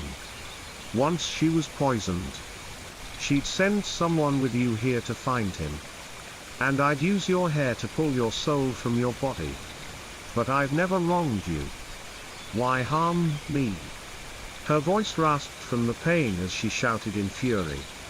Tran Nam Duong, pitying her, moved to intervene. But Tran Nyok Shuen snapped, don't forget how our grandparents, parents, and little siblings died so horribly. After about an incense stick's time, Tran Nyok Shuen finished. She admired her work, clucking, your hair is gorgeous. Look at this fabric. So soft. I'll sew it into a cloak. Wearing it, I can enter your body without backlash. You. Tran Nyok Shuen cradled the fabric, gazing out the window into the distance. Lost in memory, my family lived in Dai village, weaving cloth to survive. We weren't rich, but we were content. 7 years ago, a woman named Mai came to us, saying the whole family saw my birth chart matched their young masters. She urged my family to sell me to them, promising a life of ease. We knew their young master was dead and refused. I still remember it clearly, the day before the Dragon Boat Festival. Ding Man sent servants to abduct me. My parents wouldn't sell their daughter, but they forced me to marry into their house anyway. My family fought to the end. And then came the bloody massacre. Worse. She peeled my face, ruined my beauty, and planned to refine me into a corpse puppet. I was lucky a stranger saved me, and I escaped. Tran Yok Shuen glared at Lu Ti with burning hatred. If not for your mother playing matchmaker, my family wouldn't have suffered such injustice. You're her daughter, so pay her debt. You've destroyed my life. Chapter 12. Lu Ti never imagined the story held such deep, tangled secrets. Now understanding the full truth, she couldn't believe her own mother had ruthlessly destroyed an entire family. What other heartless deeds had she committed behind her back? Hearing Tran Yok Xuen's tale, Lu Ti felt a pang of sympathy for her. Her soul seemed drained of all energy. Suddenly, her existence felt meaningless. What was she even resisting for? Lu Ti, give me your body. I'll take good care of it. Tran Yok Xuen knelt, pleading in anguish. Lu Ti faltered, unsure of what to do. Just as her heart softened, ready to let Tran Yok Xuen take her body, Honan's figure gradually appeared. While secluded to recover from his injuries, he'd sensed Lu Ti's danger and rushed to save her using a teleportation spell. Honan waved his hand, his yin energy shattering the house's murky barrier. With a long shout, he roared, "What are you filthy beasts planning to do to my wife?" His words barely landed before he swung a blow toward Tran Yok Xuen's head. Seeing his sister in peril, Tran Nam Duong leapt to block the strike. Lu Ti watched the red glow behind Honan deepen, a blazing fire erupting from his hand. Its searing heat overwhelmed Tran Nam Duong, burning him as he struggled helplessly, knocked back by the force. Tran Yok Xuen hadn't expected Honan's strength. Seeing her brother defeated, she begged, "Nam, for the sake of our past as husband and wife, please spare us this once. A day as husband and wife is 100 years of grace, please." Honan's irritation grew at the sight of her face. He laughed mockingly, "You dared touch my wife. Don't dream of leaving here alive." As he prepared another strike, Lu Ti stepped in to stop him. "Please, spare them. I'm not hurt. And besides, she was once your wife. The whole family wronged them too." Furious that Lu Ti defended them, Honan bellowed, "You're so naive. You believe everything she says. Who said she was my wife?" Tran Yok Xuen sobbed, "How could you say such heartless things?" Honan glared, pointing at her, "You're just a shameless woman, lusting after the whole family's wealth. You tricked my mother into thinking you were pure. I caught you in time. Or who knows how many horns I'd be wearing on my head. But even if my sister lost her chastity, you're just a dead man still craving a virgin. And then what? Your family of 8 all died by my mother's hand." Honan sneered, "So what? You deceived me first, tricked me, and you pay the price." Lu Ti hadn't anticipated this twist. She'd nearly fallen into the siblings' trap. Thankfully, Honan arrived just in time to save her from disaster. "Today, I'll shatter your souls to pieces." He swung again at Tran Yok Xuen. She crashed into a wall, her arm and leg bones snapping under the blow. Honan retrieved the fabric woven from Lu Ti's hair, turning to warn her, "Next time, don't let anyone touch you or take anything from your body. Got it?" Lu Ti nodded eagerly, "Yes. Thank you. I'll remember." Satisfied with her obedience, Honan turned his assault back to Tran Nam Duong. "Neither of you will escape." Just as he aimed a strike at Tran Nam Duong, he froze, The red glow behind him faded. And instead of spitting blood like a mortal, white specks sprayed from his mouth. So you're badly injured. Ha ha. Still mouthing off to scare us. Your wife won't leave here alive. Seizing Honam's weakness, Tran Nam Duong cast a spell with his 2 index fingers. Pointing at Lu Ti, I curse you to never return to your body wandering as a hungry ghost. After the curse, his dark energy erupted into a gust, blowing Lu Ti's soul away. Honam, enraged, charged, you dare curse my wife. The fire in his hand flared again, striking Tran Nam Duong. Unfazed, Tran Nam Duong countered with a cackle, let's see how you save her once she's dragged through the ghost gate. Whether truly dead or in a death-like state, a soul pulled through the ghost gate could never return to its mortal body. The final thread tying soul to flesh would sever. Honam tried to rush after Lu Ti, but Tran Nam Duong, desperate as a cornered dog, blocked him relentlessly. Meanwhile, Lu Ti was swept near the ghost gate. Countless wailing, unjust souls crowded together, shoved by underworld guards with spears toward a massive door to hell. Humph! You committed countless evils in the mortal world. The 18 layers of hell are for you. A burly guard barked. Terrified? Lu Ti saw flames raging beyond the door. Could this be the hellfire of legend?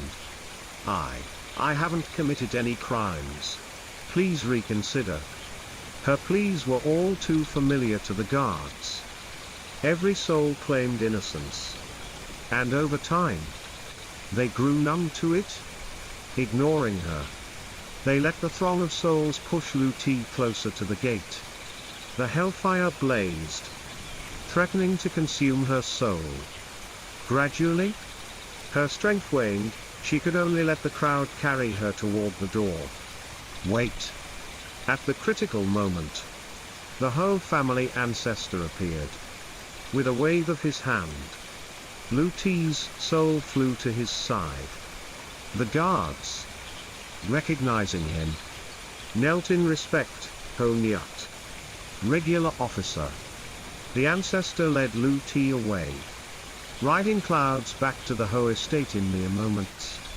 At the Ho family slaughterhouse, Lu Ti glimpsed Ding Thang from afar, shaking a small bell and circling her body.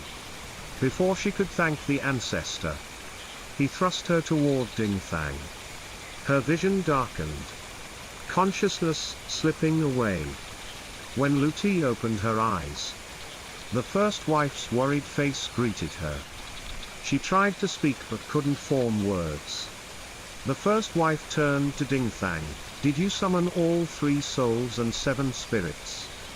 If she turns into a fool, who'll find the rat who poisoned me?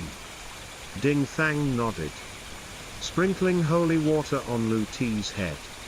3 samadhi flames flared atop her skull. And he smiled. It worked. Chapter 13. Lu Ti couldn't move yet, only managing a faint whisper, Mother, I'm here. Seeing Lu Ti awake, the first wife hurriedly asked, was it the toad figurine seller who stole your soul? Quick! Tell me where he is. Her barrage of questions left Lu Ti no chance to respond. Having just rejoined her body, she was still weak. Her voice barely audible. He's Tran Nam Duong. The name made the first wife frown. It sounded familiar, but she couldn't place it. Ding Thang, the steward, spoke up. He's from the Tran family that once married a daughter to the young master. They were punished by you, madam, for their deceit. The yin poison still gnawed at the first wife, her body burning as if on fire, gritting her teeth in pain. She hissed, So it's those beasts? Blue T. Tell me where they're hiding. Blue T paused, trying to recall the siblings' house, when Honam burst in. Rushing to her side with relief, I sensed you'd returned to the Ho estate. Thank goodness you're safe. Seeing her eldest son care only for his wife, and not her own plight. The first wife snapped, "Where have you been, you brat?" Honam replied calmly, "Don't blame Blue T. Mother. I went straight to their lair. But I couldn't catch them, they're too cunning." Hearing he'd let the trans siblings escape, the first wife exploded with rage. Noticing his injuries, she pointed at Blue T, mocking, "If not her, then who else? You're so foolish. Son, one day you'll die for a woman. You risked possessing the third's body for her and got hurt. Otherwise, those two brats couldn't touch you. I've found a way to cure the curse worms in me. Don't be too hard on her, she's my wife. After all, she's weak from just re-entering her body. Let her rest for 3 months. Mother." Her anger softened at his words, and she ordered Blue T taken to the south wing. Blue T wanted to thank him, but her strengthless body lay still as stone, carried off on a palanquin by the servants. Time flew by, and 2 months passed in a blink. During that time, Honam never visited her room, not even in dreams. Worried, Blue T wanted to ask the first wife about him, but the first wife refused to see her and forbade her from leaving her room.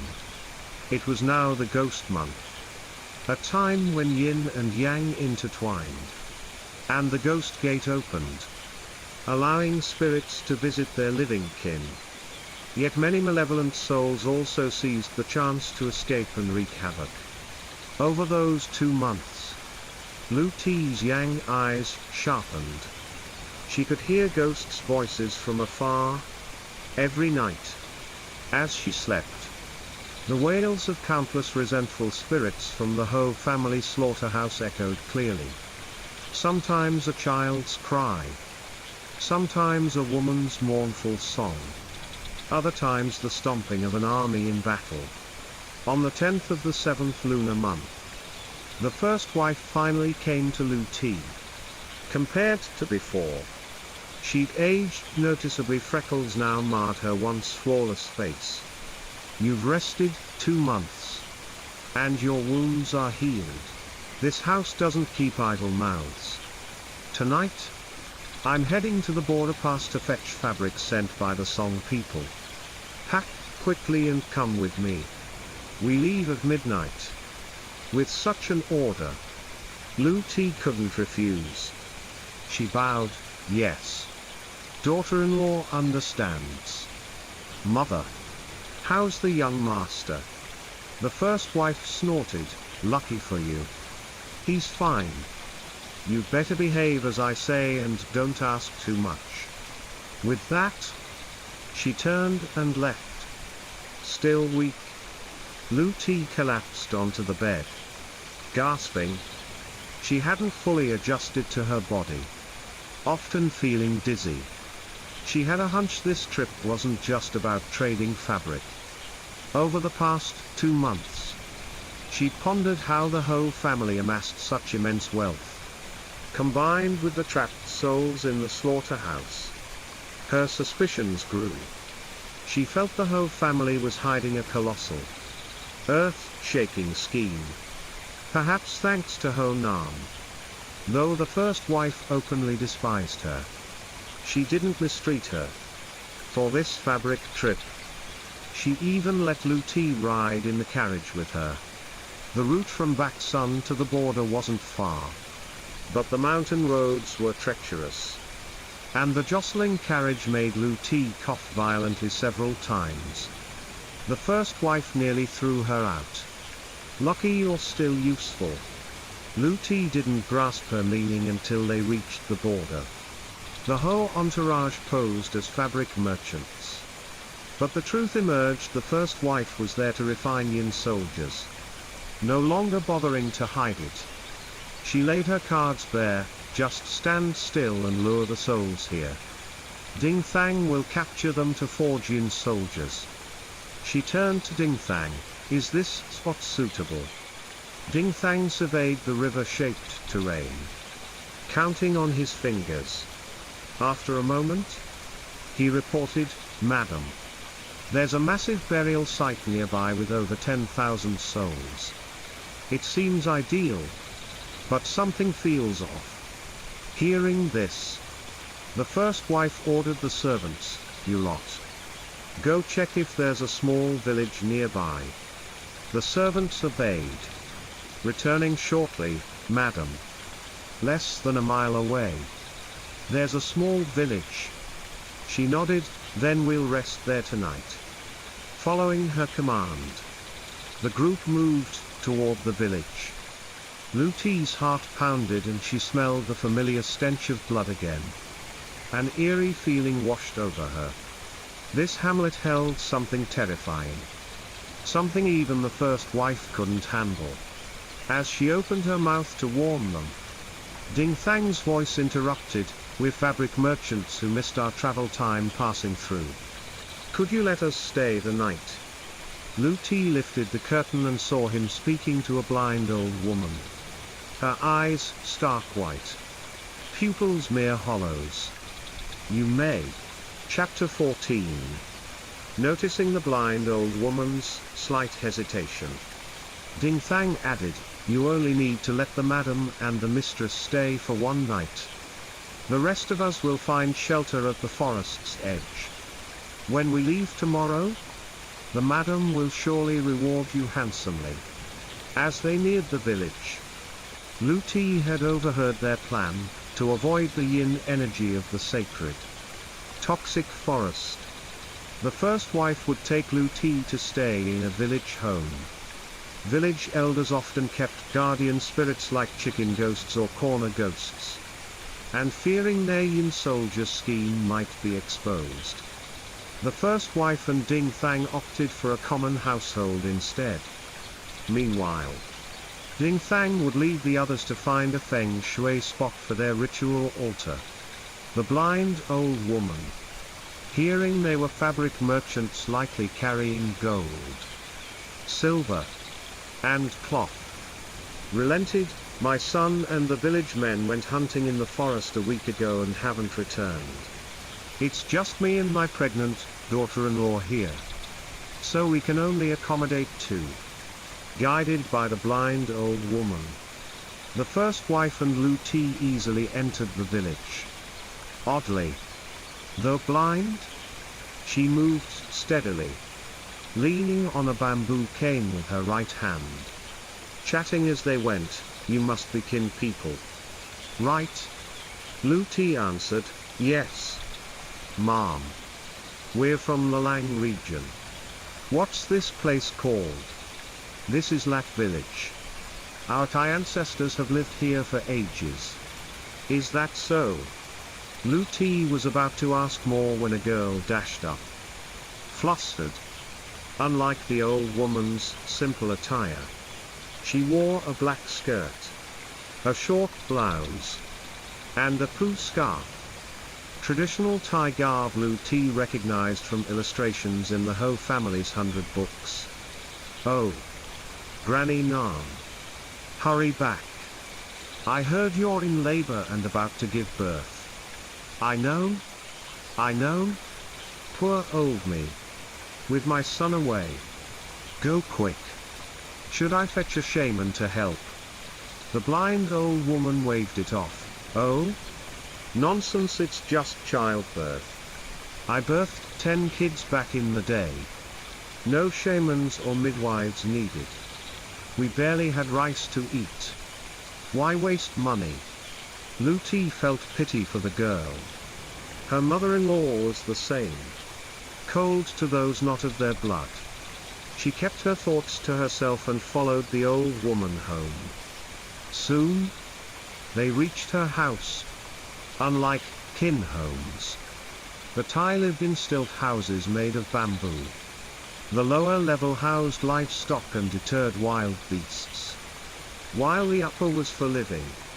The blind old woman led the first wife and Lu Ti upstairs, asking them to watch her daughter-in-law. Seeing the girl, about her age, clenching her teeth in pain, Lu Ti took pity and wiped sweat from her brow with a cloth. "Your mother let me stay here. Tell me if you need anything." "All right." The girl, pale from pain, muttered, "Water. Water. Get me some water." "Sure." Lu Ti rushed to fetch water. But the house was dry. Recalling a stream they'd passed nearby, she said, "There's no water left." "Hold on. I'll get some. Mother, watch her for me, please." Grabbing a bamboo tube, she hurried downstairs. As she opened the door, a yelping whine pierced the air. Peering out, she saw the blind old woman swing a heavy pestle, smashing a black dog's head. Blood gushed out instantly. Smiling with satisfaction, the old woman held a bowl to catch it. Terrified, Lu Ti dropped the tube, drawing the old woman's attention. Calmly, she said, "Out of water. Take some from the jar nearby." Lu Ti scooped water, her mind reeling from the brutal scene. Could even an animal be killed so savagely? Human hearts were truly frightening. The old woman, unconcerned whether Lu Ti saw, mixed kitchen ash with the dog's blood and sprinkled it outside the door. When Lu Ti returned upstairs, still shaken, she nearly stepped on it. By some cruel twist, the girl writhed all evening. Yet the baby's head only just emerged. Lu Ti paced anxiously. Worse. Eerie cries like starving monkeys echoed outside. Ket ket ket ket. Ket ket ket ket. The sounds repeated, circling the house. Lu Ti moved to open the door and throw rocks at the monkeys. But the blind old woman barked, "Don't open the door." In contrast, the first wife leisurely slurped sticky rice porridge, its fragrant aroma stirring Lu Ti's empty stomach. The first wife shot her a cryptic smile. That smile chilled Lu Ti to the bone. She knew too well that behind it, the woman hid daggers. Roar! Roar! A sudden downpour crashed down, fierce enough to sweep everything away. Some roofs began leaking. It's heaven's will. Heaven's will. The Ha family's doomed this generation. Before Lu Ti could process this, the blind old woman clutched her face, wailing loudly. The first wife, ever the instigator, chimed in, "The ash and dog blood you scattered outside's been washed away by the rain. Those Phi Fong will barge in soon." The old woman's panic grew, her sobs intensifying. Abruptly, the first wife turned to Lu Ti. "Lu Ti, want to hear me tell you about the Thai people's Phi Fong vampire ghosts?" Rarely was the first wife so gentle. And in such a bizarre moment, Lu Ti clasped her hands. "Mother, can you help them?" Ignoring her plea, the first wife continued, "Phi Fong are mountain ghosts of the northwest.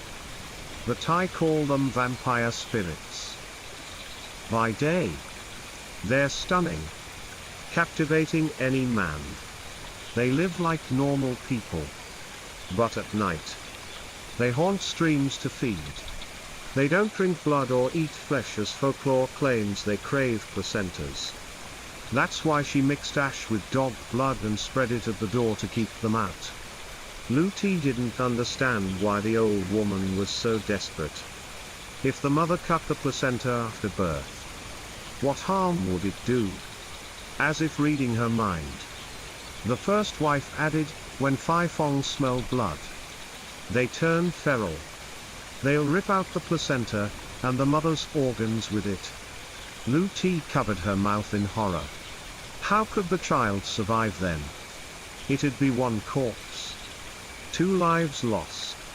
Satisfied with her tale, the first wife stood, brushing her clothes with a laugh.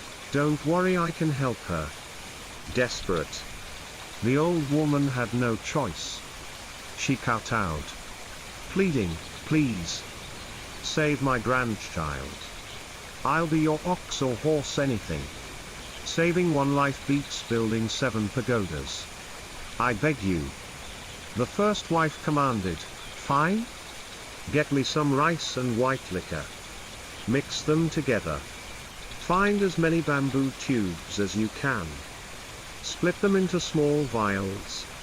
And stuff rags on the tops. When those things dare enter, light them and throw. Hold out till 3 in the morning.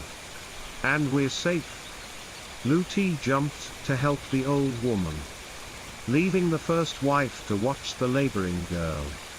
Perhaps the Phi Fong still feared the lingering ash. Nearly an hour passed before they pounded the door. Thud. Thud. Thud. The bamboo door posed no barrier. A few blows splintered it open. For the first time, Lu Ti saw creatures neither fully human nor ghost. They resembled people, except for their eyes grey and snake-like, with tiny pupils that pierced the dark.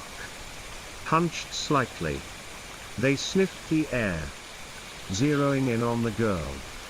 A leader roared, seemingly commanding the pack. Then lunged ferociously at the baby's emerging head. Lu Ti lit a tube and hurled it. The fire and liquor seared the leader, who shrieked in pain. It glared at her, bellowing, "You dare touch me!" As it reached for her, Lu Ti dodged under a wooden table, tossing another lit tube at its face. Ah! Liquor spilled onto the floor, igniting a ring of fire that blocked the Phi Fong from advancing. Monsters! Get out! Get out! Lu Ti shouted, flinging more tubes, determined to protect the mother and child at all costs. But she didn't notice that while she and the old woman focused on the Phi Fong, the first wife pulled a dagger from her pouch. With a savage yank, she tore the baby from its mother's womb, severed the cord, and cackled, with a fresh infant's umbilical cord. I can summon Yin soldiers. Chapter 15. Seeing dawn approaching and realizing they'd gain nothing by lingering, the Phi Fong leader ordered a retreat, pointing at Lu Ti. It cackled, "I curse you, unrecognized by kin, abandoned by your husband, childless and alone until death." With that, it spat a white mist into her face. The vampire ghosts withdrew, though not without casting longing glances at the baby. Knocked back slightly, Lu Ti checked herself unharmed and dismissed the curse. After driving off the Phi Fong, she turned to check on the girl, only to witness a horrifying sight. The newborn lay in the first wife's arms, red and blood-soaked, too weak to cry. The first wife stashed the umbilical cord she'd taken into a small agarwood box, then handed the baby back to its mother. "Mother, what are you doing?" annoyed at Lu Ti's raised voice. The first wife replied coolly, "Dragging this out. It'd die anyway. I saved it from the king of hell's grasp." She pinched her fingers, clucking, "This kid's got big luck and a strong fate." Pulling some medicinal leaves from her pouch, she tossed them to Lu Ti. "Stop the bleeding for those two. You've got one incense stick's time." Lu Ti obeyed, washing her hands with clean water before applying the herbs to the baby. Soon, It let out a birth cry, wah, wah, wah. Relieved. Lu-Ti smiled, on behalf of its mother. Thank you so much. Mother. The first wife's face remained icy. Let's go. Seeing the mother and child still frail, with only the blind old woman to care for them, Lu-Ti pleaded, can we stay until full daylight? Mother. The first wife glared, don't forget your place. I'm the master. You're the servant, obey. Don't argue. Stung. Lu-Ti followed her out of the stilt house. At the door, the first wife tossed a gold bar inside and strode off, lighting an incense stick. She followed its smoke's direction. Leaving the village, she headed into dense forest, Lu-Ti trailing close, fearing that losing her meant losing her own life. Deeper in, the forest grew dark and frigid, the trees unnaturally lush. A narrow, moss and weed-covered path wound through if not sharp-eyed. You miss it. Something brushed Lu-Ti's face. Looking up, she saw a white scarf draped over an ancient oak branch, exquisitely adorned with white band flowers. It exuded a sweet fragrance. Mesmerized? She reached for it only to be slapped hard by the first wife, who barked, walk straight in the forest. No looking around or back. Strange things like scarves or signs don't follow them, or you'll end up at a cliff or waterfall, dead in a snap. Clutching her cheek, Lu-Ti squinted and saw the scarf steeped in yin energy. Its scent had clouded her senses earlier. Yes. I understand. Sorry. Mother. The first wife didn't reply. Pressing onward. Beyond the forest lay a small valley. From afar, Lu-Ti spotted firelight and smoke. Ding Thang's group was there, kindling a blaze. She sensed countless wailing souls beneath the earth, unjustly slain soldiers, unburied, lingering as resentful spirits, with earth-shaking power. The original group of nearly 20 had dwindled to 6. A servant offered the first wife roasted chicken. She tore off a drumstick, wrapped it in a banana leaf, placed it under a nearby ancient tree, poured white liquor over it, and bowed respectfully, "Sacred High Forest, please join us in this offering." Seeing Lu-Ti's confusion, Ding Thang explained, "The forest has its rules. Whoever eats must offer to them first, or escape is impossible. You might serve the madam for years, remember this." After the ritual, the first wife returned to her seat and asked Ding Thang, "How's the preparation?" "Madam, I've checked the land's layout and dragon veins, plenty of fish for our net." She nodded. "Pleased, the bait's all ready. Set up the altar today. We start tonight." Lu-Ti didn't grasp their words. Tearing into a piece of chicken breast, its savory aroma briefly lifted her spirits. But mid-bite, a rancid stench hit her.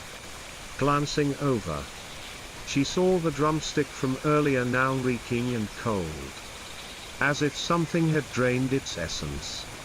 The ritual altar rose on a high mound in the valley's center, built from mud mixed with buffalo, horse, and goat bones, split into 2 sections. A front path stretched over 10 meters, lined with fluttering flags and flickering candles at their bases. Lu-Ti was tied to a pole, her face smeared with the baby's placenta. Its foul stench made her retch uncontrollably. She looked up, pleading, "Mother, spare me." The first wife's face was stone cold as she instructed, "I said the Ho family doesn't keep freeloaders. Stand still, and you'll be fine." Only then did Lu Ti realize why she'd been brought along. She was the bait to lure Yin soldiers into the trap. Her mouth turned bitter.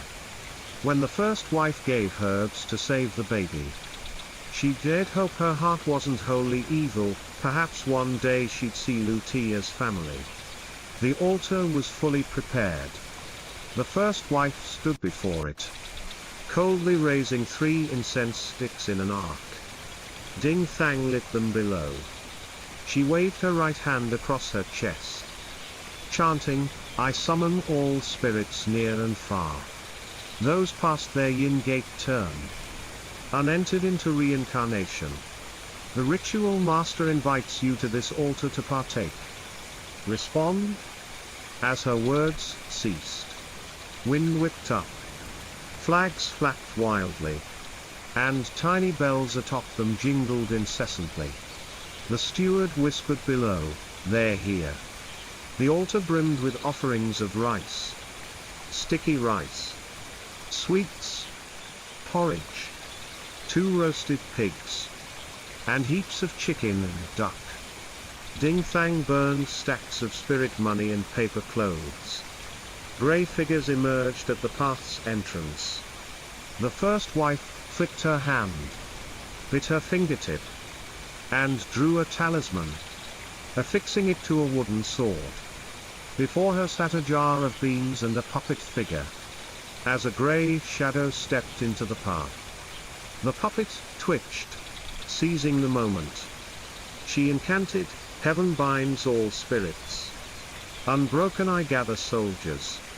Spirit form to begin an urgent command. She swung the sword upward, striking the puppet with the talisman, dragging out a struggling grey shadow, smashing the bean jar. A red dot appeared on one bean. She dabbed it with ink and ordered the steward, "Open the heavenly net and earthly trap, plenty of fish are hooked." Countless grey shadows filled the path, drawn by Lu Ti. The first wife had studied her birth chart, born at the Qingming festival. Pure and radiant, her yang energy was irresistible to spirits seeking cultivation. Lu Ti's body burned as if ablaze, feeling thousands of sharp claws tearing at her. "Mother, save me. It hurts so much." As the first wife harvested soldiers, the souls tried to flee. Ding Thang cast a net soaked in black dog blood at the exit, trapping them as flames roared along both sides. She captured soul after soul into the beams. But these weren't docile spirits. Sensing their doom, they roared in unison, shaking the heavens. A fierce gale swept in, sand and dust snuffing out every candle. The first wife clutched her chest, spitting blood. Ding Thang, seeing the tide turn, doused the incense too late. The sticks flared into a massive blaze. "It's a commanding soul." Lu Ti despaired. Ancient texts describe 3 tiers of Yin soldiers: common Yin soldiers, commander souls or officer souls, and the rarest, emperor souls. Emperor souls, mightiest and scarcest, were vengeful spirits of desecrated kings. Their bodies sealed, forced to wander, with power to move mountains and fill seas. No sorcerer had tamed one. Next were officer and commander souls, pinnacles of Yin soldier arts. Commander souls were battlefield generals whose spiritual energy lingered, less potent than emperor souls but still formidable. Officer souls were wronged civil officials, equally powerful. Legend held that capturing either brought thousands of lesser Yin soldiers in tow, but at the cost of the captor's life. Ding Thang had calculated carefully, expecting only common Yin soldiers. A commander soul was beyond them. Knowing he and the first wife couldn't defeat it together, he supported her and fled, abandoning Lu Ti to fend for herself. Chapter 16. The dust settled, revealing a majestic figure astride a horse. The Commander Soul, clad in silver armor, rode a black warhorse. Yet no matter how hard Lu-Ti strained, she couldn't see his face. Pointing his sword at her, he bellowed, "How dare you touch my soldiers!" A fierce wind, sharp as blades, slammed into Lu-Ti. The terrifying force snapped the ropes binding her, and she spat blood, collapsing like a kite with its string cut, life draining away. This Commander Soul's power dwarfed that of common Yin soldiers by 100,000 times. Lu-Ti felt her body crumble, crushed as if by a 1,000-pound rock, unable to rise or flee. "You disturbed my slumber and think you can escape." Suppressing her pain, Lu-Ti forced out each word, "Sir, please reconsider. I've harmed no one. I beg you for a chance to live." From his lofty perch, she was no more than an ant. He scoffed, "I don't care." The two ringleaders fled, leaving you. "I'll use your blood to honor the spirits of my fallen troops." Facing death, a fierce will surged within her. Propping herself up, she gritted her teeth, "I've committed no sins. Why must I die here? I refuse to accept this." Impressed by her defiance, the first human to resist his might, he offered rare praise, strong resolve. "Shame, today's your end." As his razor-sharp blade neared her neck, he froze, sensing something, and halted. "You know that old man Honyut?" Lu-Ti recalled the Ghost Gate guards calling the ancestor Honyut. Regular officer. Could this commander know him? Seeing a glimmer of hope, she replied, "Yes, sir. The ancestor has saved me many times." He sheathed his sword, "Go." Stunned at being spared so easily, she bowed, "Thank you for your mercy. Heaven favors life. Can I assist you in any way?" "Sir? What's your name?" "Sir? I'm Lu-Ti." Muttering, he mused, "Lu-Ti." Lu echoes, "Yin officer. You survived today, in time? You'll be a rare talent of a century."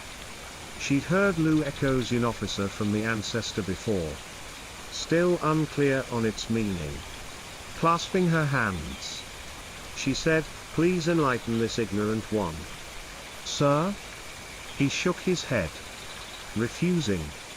Then calculated something before continuing, "If my descendants face peril later, aid them." She agreed, "I'll do my utmost to help them. May I ask who you are?" "Pleased."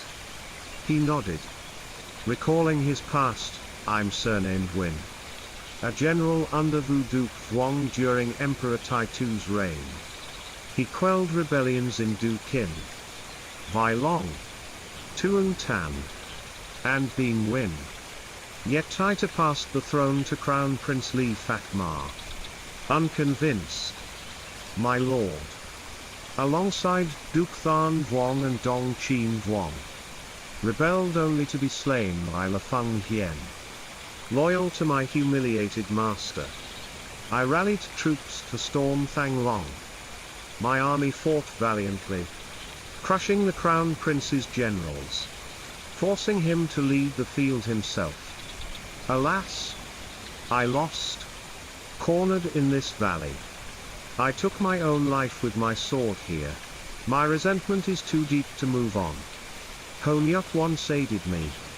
He left a mark on your forehead clearly. You matter to him? I'll add my own mark there.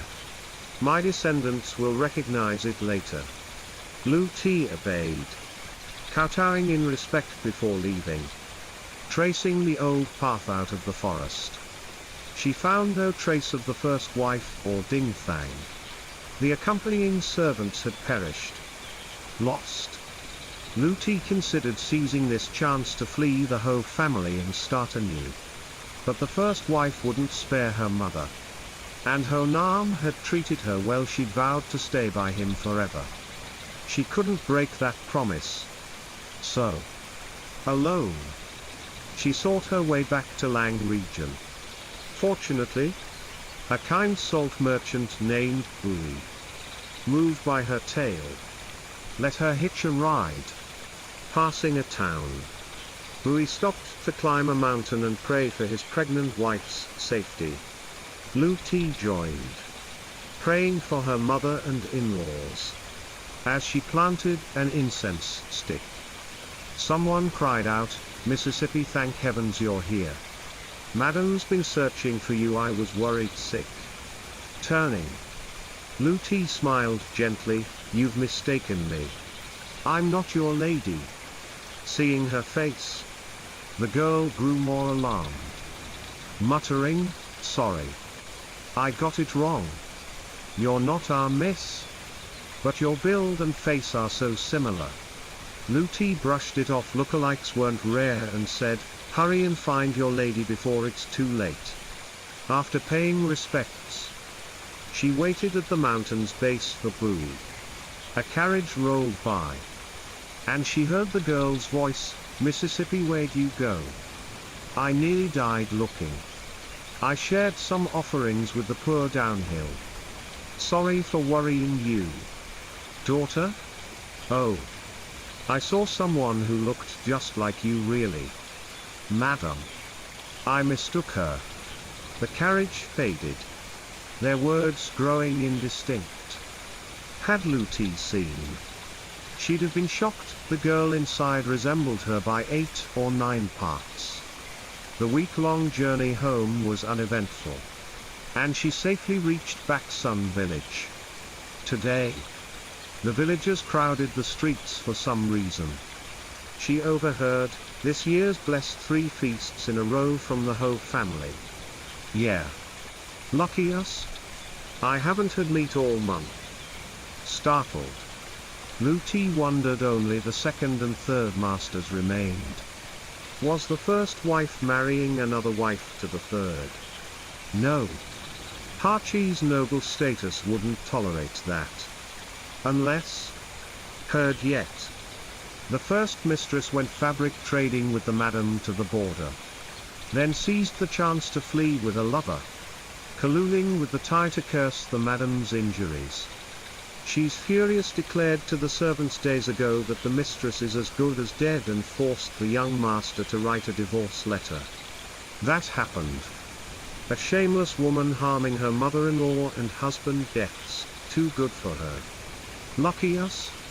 Another feast? Divorce. Lu Ti froze. The Faifong's cackling curse echoing in her mind, "I curse you, unrecognized by king.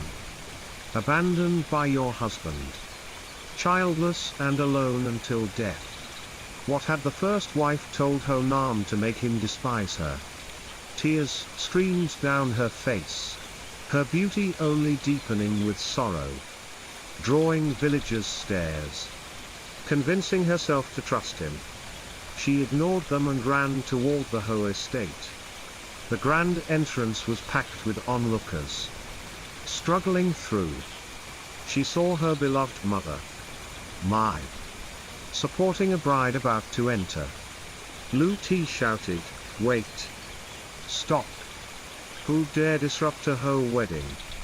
The crowd turned, exasperated, only to see a stunning girl's simple attire couldn't dim her radiance.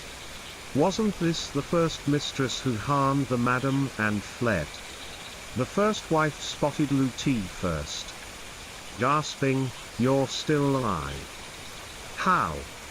Lu Ti loathed her now. She'd exploited her as young soldier bait, then left her to face the commander's soul alone. Without the ancestor's mark, she'd have died in that valley. Worse, the first wife spread lies of her infidelity and desertion. Then, seeing her birth mother after just 2 weeks missing, she'd rushed to matchmake a new wife for her husband. What bitterness surpassed this?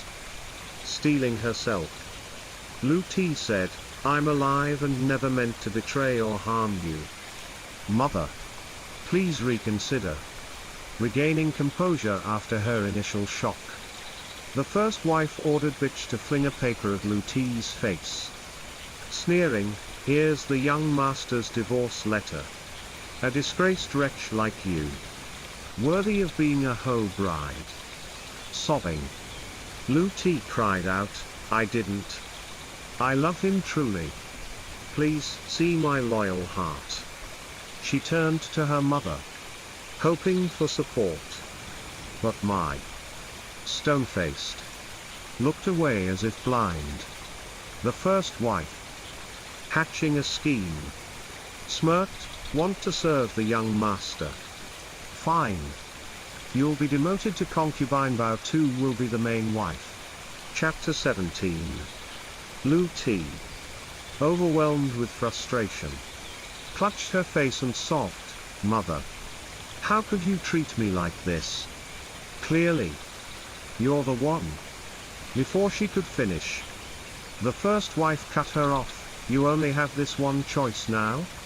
Lu Ti's heart pounded wildly. Something within her surged, refusing to let her be humiliated further. "I won't agree. You can't tarnish my honor. Let me see him face to face. With the gods as witnesses. The truth will be clear." For the first time, the first wife saw a defiant Lu Ti daring to stand against her. As she pondered a counter, Lu Ti raised her hand and swore, "I, Lu Ti, swear today, if, as his wife, I've ever been disloyal or meant harm to my mother-in-law, may lightning strike me dead. But if my heart is pure as jade, may heavy rainfall wash away this injustice." Even if she left the Ho family, Lu Ti knew she had to reclaim her dignity. She could no longer let the first wife oppress and degrade her. The August sun blazed dry and hot weeks without a drop of rain. Hearing her oath, the crowd snickered, ready to mock her. But then, a sudden storm rolled in from nowhere, bringing cool mist and a faint chill. Dark clouds blanketed the sky. Raw rain. "It's raining." A torrential downpour erupted, scattering the villagers as they scrambled for shelter. Only Lu Ti stood still, calmly locking eyes with the first wife. "Fine. Well done." As the first wife spoke, a bolt of lightning crashed down toward her. Boom! Quick on her feet, she leapt forward, narrowly dodging disaster. Seeing her sprawled in the mud, disheveled and pathetic, Lu Ti felt no joy, only a quiet reflection that heaven had eyes. Evil deeds would meet their reckoning. The first wife escaped today, but not forever. Fuming, the first wife glared at Lu Ti and ordered Mai, "Bring the bride into the estate." "Yes, madam." Unlike Lu Ti's wedding, Mai now escorted the bride directly to the main hall for the ceremony. Before leaving, Mai cast Lu Ti a cryptic look laden with envy and resentment Lu Ti couldn't fathom from the mother who'd borne her. Servants helped the first wife up and into the estate, slamming the doors shut, leaving Lu Ti outside. She stood alone in the downpour, icy rain soaking her skin, shivering uncontrollably. Then Chan dashed out with an umbrella. Breathless, "Mistress, the young master ordered me to bring you back." Lu Ti looked up, half doubting. Chan affirmed, "You don't know, mistress." He was furious. He won't take another wife. The ancestral altar in the main halls, smoking from a fire.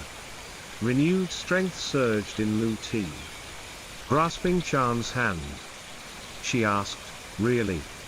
Chan?" "Yes, mistress. He told me to fetch you. Let me help you while he's waiting." The villagers, having witnessed the lightning strike the first wife, knew who was just and who was false. With the estate gates closed, they dispersed, grumbling inwardly that Lu-Ti had ruined their feast. As she walked, Lu-Ti resolved to confront Ho-Nam and clear things up. The first wife excelled at twisting the truth. If she'd misunderstood him, it'd be unfair to him. The main hall still gleamed as it had on her wedding day, though the altar's fire was doused. Scorch marks hinted at its earlier blaze. The first wife, now in a fresh 5-panel robe, sat regally on a rosewood chair. Vol.3 knelt below, clutching her leg, weeping. "Young master hates me now. Hoo-hoo. A wife scorned by her husband. How can I face living?" Chan fumed. Ho-Nam hadn't even completed the ceremony with her, yet she dared claim to be his wife. Fearful of the first wife, though, Chan stayed silent, hoping he'd restore justice for her mistress. With her yang eyes, Lu-Ti peered through the white curtain, glimpsing Ho-Nam's faint figure, one leg crossed over the other, lounging as if asleep. Feeling her gaze, he turned to her. For the first time, she truly studied him. She'd always found him handsome, but now, with his hair tied high and his charming peach blossom eyes, he was breathtakingly striking. Blushing, she turned away, too shy to look longer. "Young master, the bride's here. Like it or not, you're responsible for her." Vol.3, knowing defiance would get her expelled, softened her stance, bowing. "Mother, young master, I've married into the Ho family. If cast out now, I'd have to drown myself to face our ancestors. The first mistress entered before me. She's rightfully the main wife. I came later and asked only to be a concubine." Looking up at the first wife, she added, "Please don't trouble yourself over me. Serving him is my joy." The first wife nodded, a sensible girl wronged. "Though, young master, look at this virtuous, understanding maiden you reject for that she-devil. Since she entered this estate, have I had a day's peace? She ruins my plans every time with bad luck." Ho-Nam's voice drifted from behind the curtain. "Those were your schemes to harm her. I'd planned to let her leave the Ho family, but she returned for me. I'll protect her to the end. I'll help you in other matters, but not this." The first wife didn't know Lu-Ti's yang eyes let her see and hear him. Unlike Vol.3 or the servants, who heard nothing, she saw the first wife stomp in rage. "Fine. Splendid. Defying me for a woman, you know the consequences. Guards, take Mistress Vol.3 to her room." Calling only Mistress Vol.3 clarified her intent. Lu-Ti remained the main wife. Vol.3 the concubine, distinguished by name. Though she loathed Lu-Ti, she dared not push Ho-Nam too far. As servants readied Vol.3's palanquin, an unseen weight pinned it down 4. Then 8 men couldn't lift it. Too heavy. They groaned. Vol.3 ordered an umbrella instead. Walking herself, stepping out, she was suddenly hoisted by Ho-Nam's massive hand, clamping her throat like a vice. She flailed like a stranded fish. The first wife squinted, threatening, "Young master, harm Vol.3, and Lu-Ti won't have peace with me. Don't forget. Everyone." He dropped Vol.3 instantly, flinging her into a garden corner, brushing his hands and storming off. Lu-Ti grew wary. What secrets did the first wife still hide? "Return to your room. Don't worry tonight. I'll visit. You owe me a night. Honam's voice, via a secret transmission, reached only her. Face flaming, she bid the first wife farewell and left. At the south wing's entrance, Maya awaited her under an umbrella. I need to speak with you privately. Yes. Mother. I've many questions too, please clarify them. To Chan? She whispered, go prepare bath water and something tasty for me.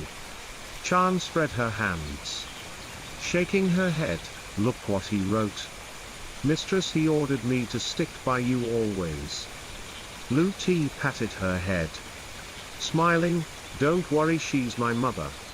Reluctantly, Chan retreated, leaving Lu Ti and Mai facing each other. Mai demanded, you.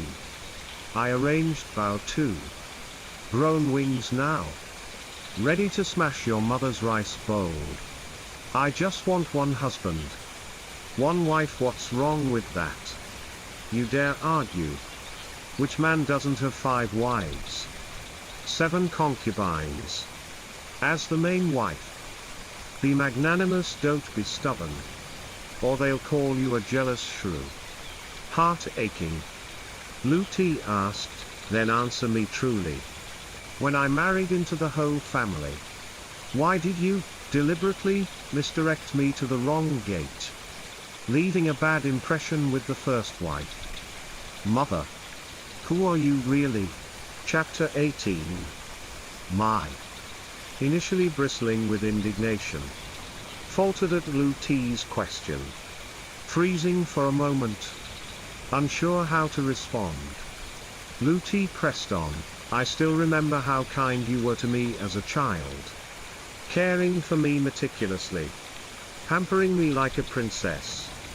But after that we went to the Buddhist temple. When I fell off the mountain and was injured for half a year, you grew distant when I woke up. As she spoke, Lu Ti clutched her head. The mountain she'd fallen from at 8 years old seemed eerily like the one Bu, the salt merchant, had visited. A gnawing sense told her she'd lost something vital. Mai rolled up her sleeve, revealing an ugly, serpentine burn scar, and said bitterly, do you remember where this burn came from? When you were 7. You played with boiling water and nearly died. I shielded you with my hand. Indeed. That memory flickered in Lu Ti's mind. An uneasy feeling stirred, though she couldn't pinpoint why.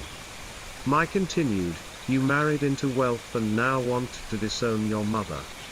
As for deliberately misdirecting you, I didn't want you wed to the Ho family. I thought if you erred, they'd cast you out. Your birth chart is too unique, the Ho family forced me. I'm sorry, I didn't mean it. You've suffered for it. Though doubts lingered, Lu Ti chose to trust the mother who'd borne her for 9 months. Those memories felt real. And despite age weathering Mai's beauty, it was still that same face. Seeing Lu Ti soften, Mai said, here's medicine I had a healer brew for you to drink. You've gotten so thin lately. She thrust a bundle of northern herbs into Lu Ti's hands. It's noon, I've another matchmaking job in Fuong village. I'll go now. As Mai turns to leave, Lu Ti grabbed her arm. Mother, can you listen to your daughter? Please stop doing bad things. Heaven has eyes. Mai shook her off, frowning, mind your own business and play your role as first mistress well. After Mai left, Lu Ti stared at a plate of cooked meat on the table. Appetite gone. Chan entered with a bowl of crab and jute soup. Noticing Lu Ti's untouched rice with concern, mistress, isn't it good? Eat something for strength, he cares for you so much. He'll surely visit tonight. Not Bao Tu's room. Let her be. Chan? We'll focus on ourselves. As Chan ladled soup, Lu Ti saw a cut on her finger, grabbed it, and instinctively put it to her mouth. The metallic tang felt odd. She asked, "What happened to your hand?" "Just a knife nick, mistress. Don't, it's dirty." Chan shyly pulled back. Lu Ti instructed, "Bandage it quickly to avoid infection." Touched by her mistress's care for a mere servant, Chan smiled, "I'm fine, mistress. Eat before the rice gets soggy." "All right. I'm eating." That afternoon, Chan said Bao Tu waited outside to meet her. But Lu Ti, pleading fatigue, stayed in, reading all day. These books, recommended by the ancestor, were said to aid her future. That night, Honan visited. As Lu Ti climbed into bed, it sank turning. She saw him claiming half already. "A new bride entered today, why come to my room?" Her pout charmed him. He grinned, "Because I like your room, can't I? Didn't you plan to abandon me?" Honan reflected. Nearly 3 months since she'd joined the estate. She'd started timid, all yes and please, but now confidently bantered with him. Was it time or her innate nature? "Aren't you afraid I'm a ghost?" Lu Ti hadn't expected him to admit it. She'd suspected, unlike the grey glow behind other souls. His was red. Once terrified of the underworld, her experiences and reading had sparked curiosity. The living had their rules, nations ruled by kings, with officials, landlords, merchants, farmers. The dead were similar souls transforming into spirits based on merit, deeds, or grudges. Just as humans had rich and poor, spirits had weak and strong. New ghosts, like newborns, feared and were bullied by older ones. The more tragic the death, the stronger the resentment, like hanging ghosts or drowned spirits. Ghosts branched into types, as did demons. She'd seen underworld enforcers as one kind. Honan, perhaps from deep grudges, had become a demon far stronger, able to command lesser ghosts. What pained her was that ghosts could reincarnate. But demons, if destroyed, vanished forever. Then there were yokai beings she'd yet to encounter. Ancient texts described animals cultivating into fox spirits. Dog yokai, tiger yokai, the toad spirit, born of heaven and earth's essence, defied these categories. Since the Yang market encounter with the trans siblings, it had vanished from Lu Ti. Unsure how to find it, let it be. Yet spirits, demons, or yokai rarely harmed humans without cause, only grudges drove retribution. This law of karma bound even the mightiest powers. Seeing his expectant gaze, Lu Ti smiled warmly, "You've never truly hurt me. Why fear you? You've protected me. I should be grateful." Her left dimple and crescent moon eyes sparkled with charm. Honan started, captivated, unblinking, blushing under his gaze. She added softly, "I mean it. Our marriage spans lifetimes of fate. I cherish it. Hee. Though you were a bit fierce at first." Her understanding deepened his affection. Reaching to pinch her cheek, his translucent hand froze midair. Unable to touch her. Embarrassed, he paused. Lu Ti scooted closer, nestling beside him. "Couples don't need physical closeness, just your companionship day and night. Our mutual trust. Hick. I worry you'll disdain me when I'm old. Simple, I'll turn into an old man then. Match you yet? His logic made her nod and laugh. Suddenly serious. He said, I spoke with the ancestor. I was reckless before. Ignoring consequences. As a yin being, my presence drains your yang energy over time. You'd sicken and die young. Thankfully, his mark protects you. Can I ask something delicate? With his nod, she ventured, why do you and the ancestor shield mother despite her evils? His face darkened.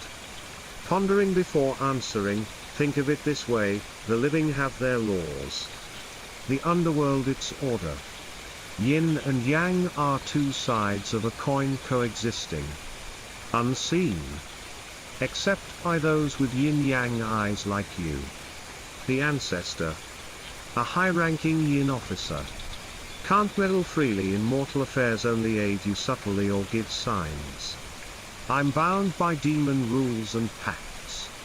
In the future, I'll rely on you. Panicked. She waved her hands. Me? How can I oppose her? He instructed carefully, you're young. With a long road ahead. If it comes to a breaking point, spare her life for me. Tomorrow, I'll take you to the scripture vault for spell books, read and follow them.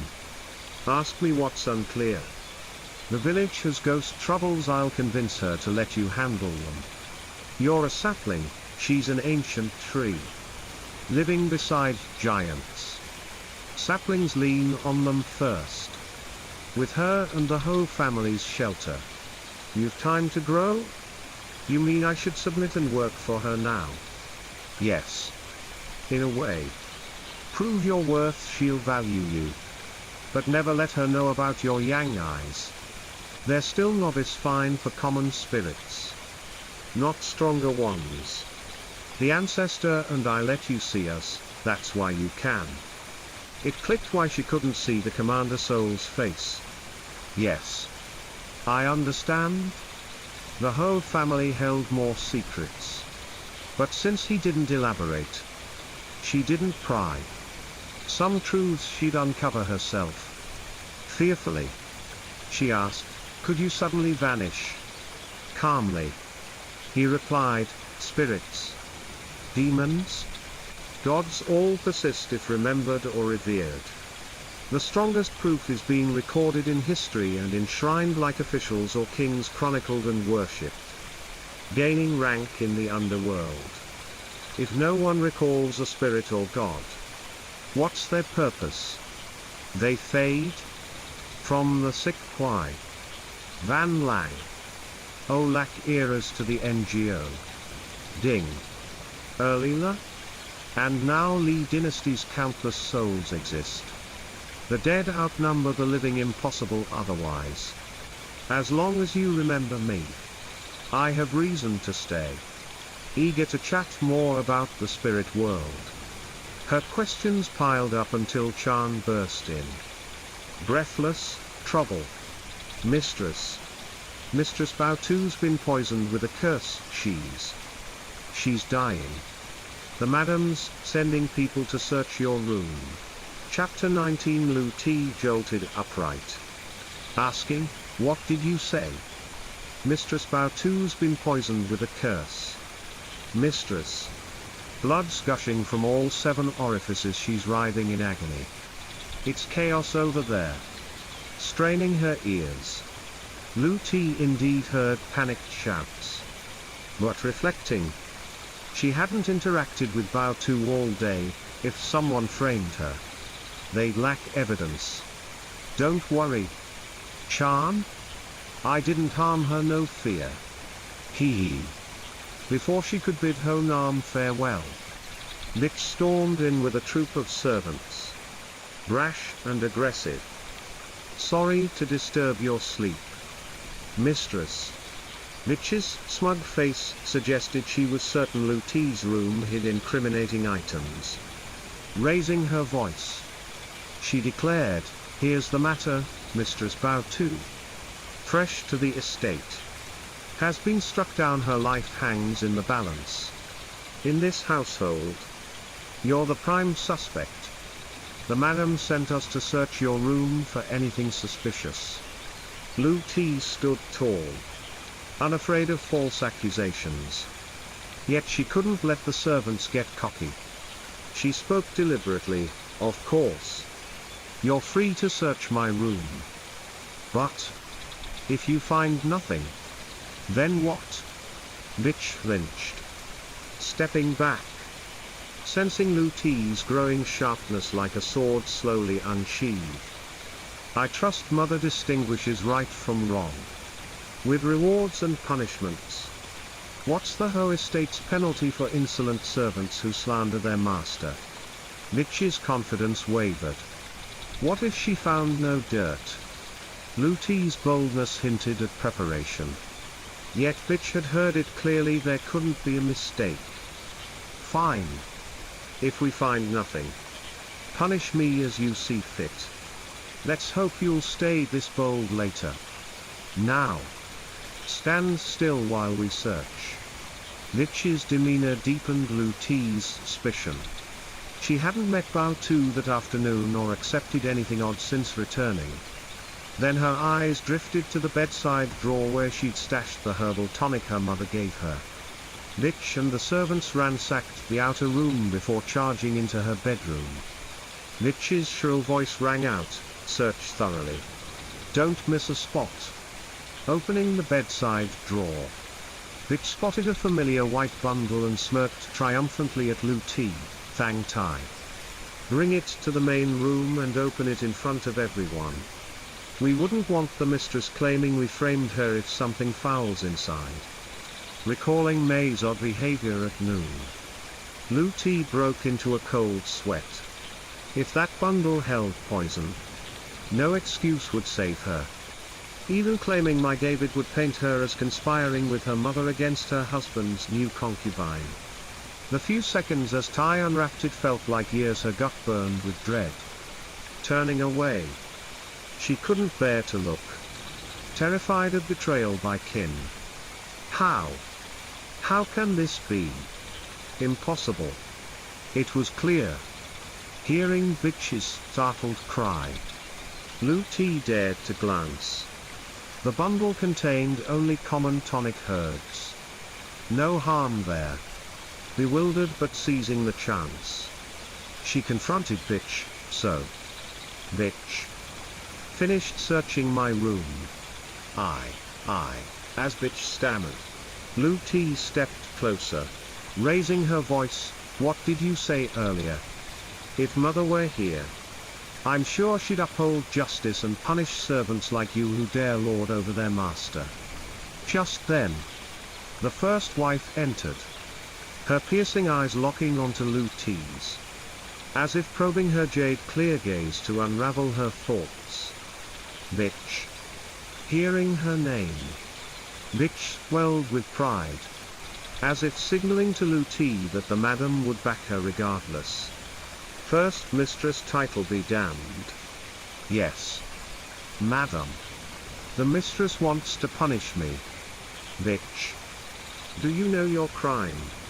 The first wife's sudden shout startled Bitch, who dropped to her knees, groveling. "Madam. What crime? Please reconsider. You lot. Dunk her in the curse worm vat for 3 days and nights."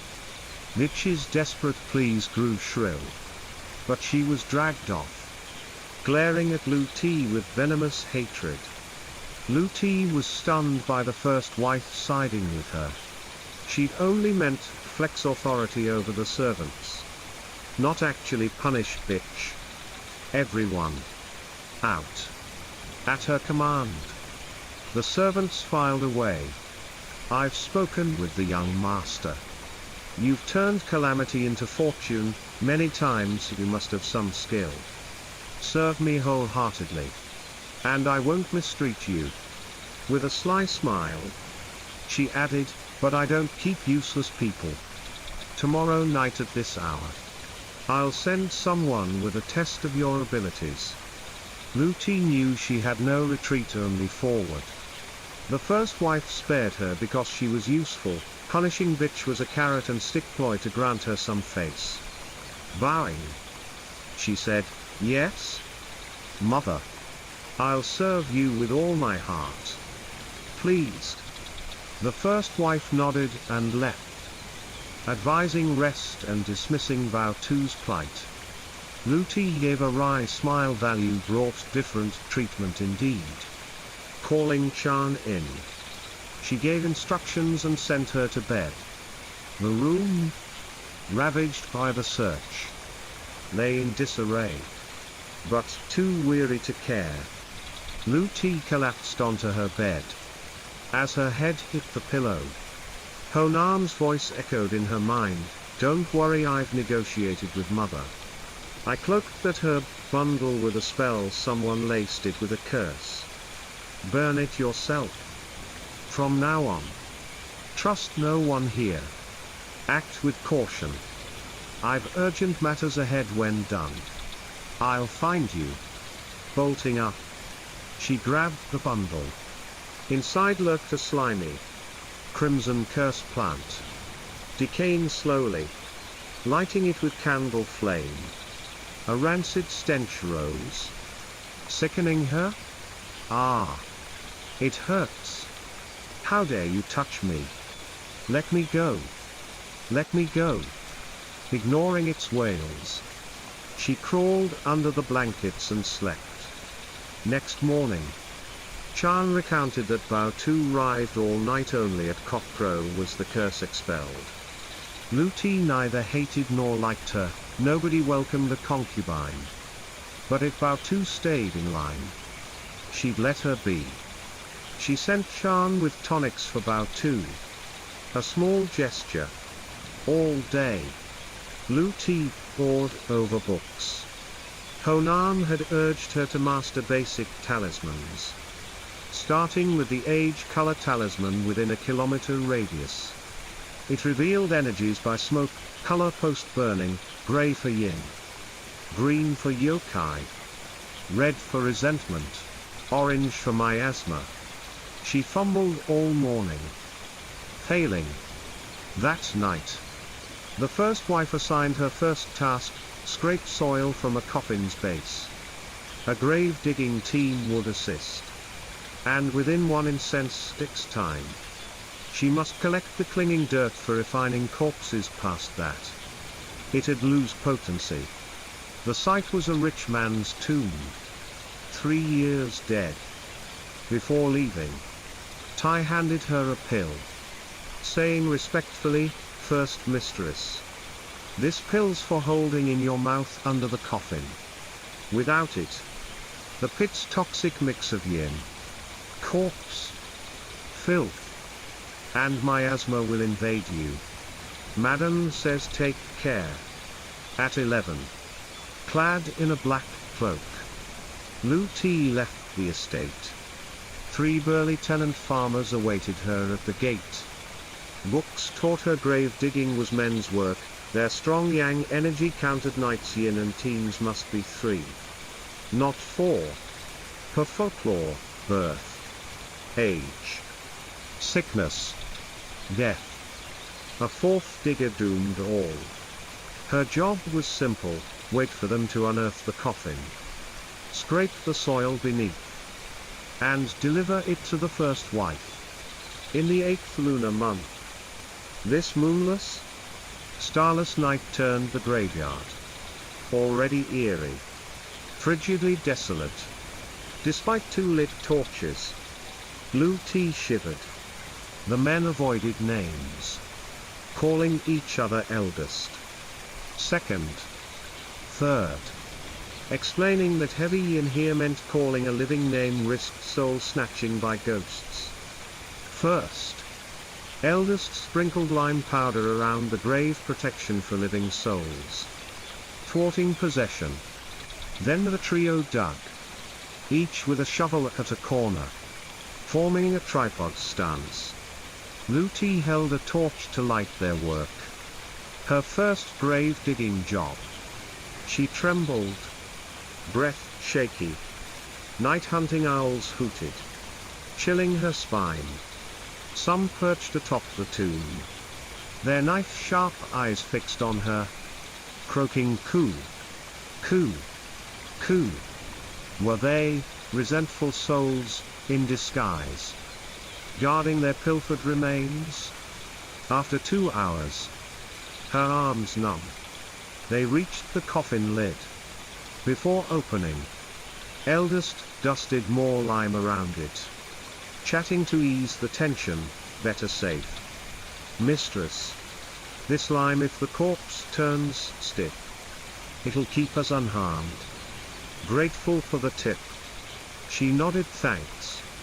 The trio pried the lid open, unleashing a pungent stench of long-decayed flesh. No resentment or corpse reanimation here. The body rested peacefully. Torchlight revealed flesh rotted away, leaving white bones. The golden burial robe was gnawed ragged. Recalling the first wife's order to scrape the coffin base within 1 incense stick's time, Lu-Ti took a deep breath, steadying herself, handing the torch to second above. She leapt into the pit. Landing? Something slimy brushed beneath like a dead hand clutching her ankle. Panic seized her, and she screamed, "Eh?" At that moment, the pill from the first wife slipped from her grasp and flew out.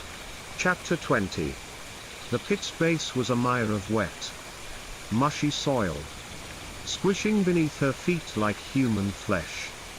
Lu-Ti hurriedly bent down, scrambling for the pill from the first wife. Just as she nearly grasped it, a catfish surged up and snatched it away.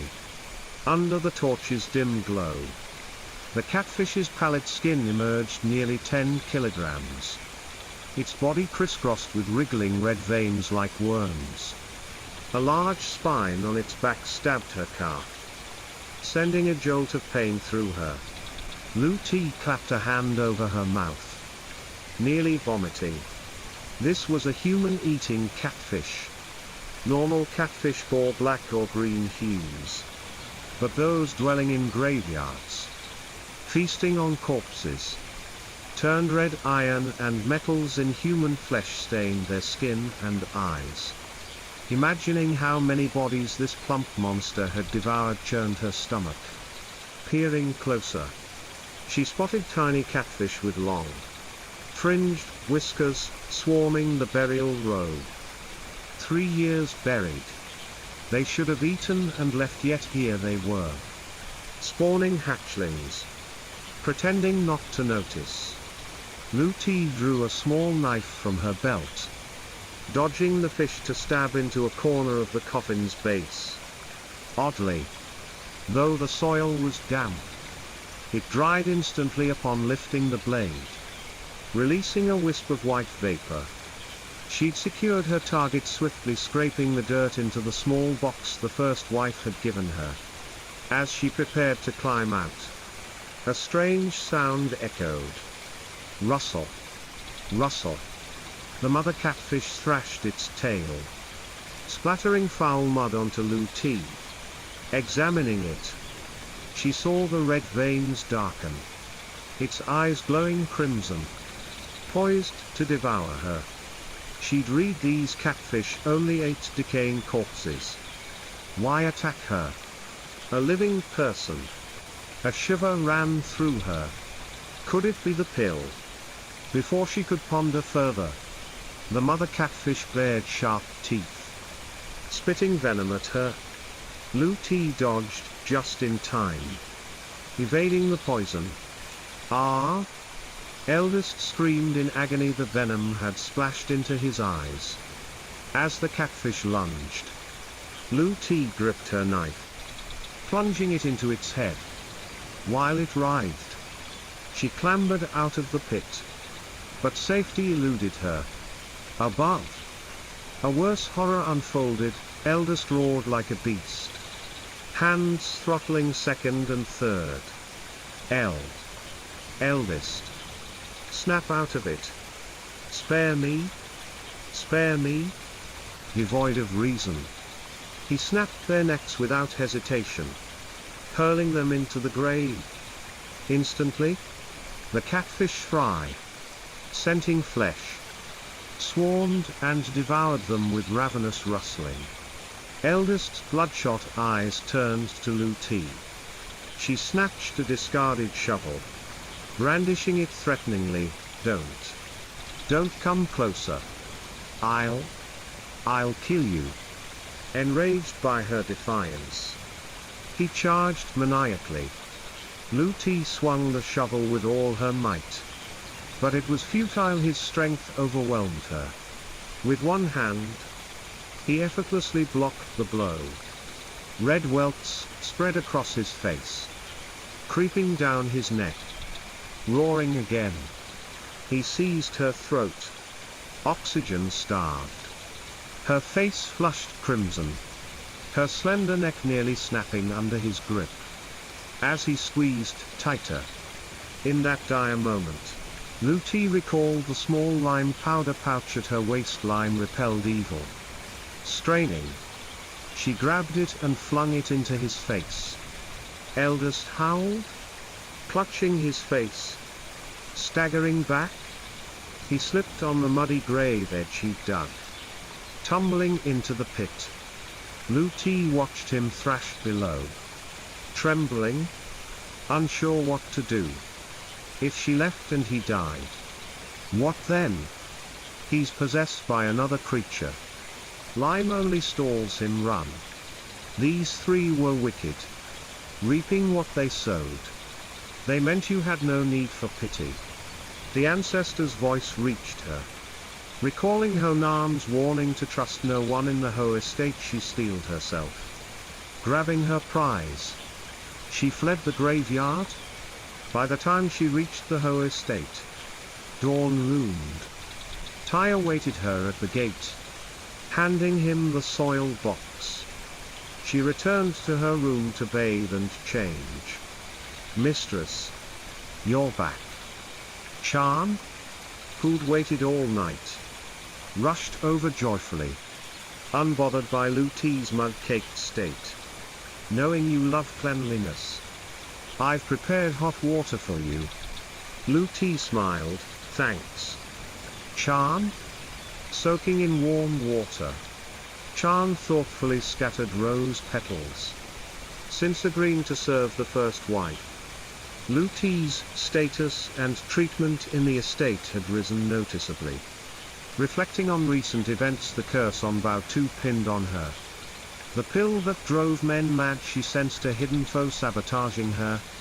The first wife, she murmured. Then shook her head. Her gut told her it wasn't that simple. But the more she thought, the murkier it grew, and no clues surfaced. Recalling the night's horrors, unease gnawed at her. She disliked abetting the first wife's harm. What did she need that grave soil for?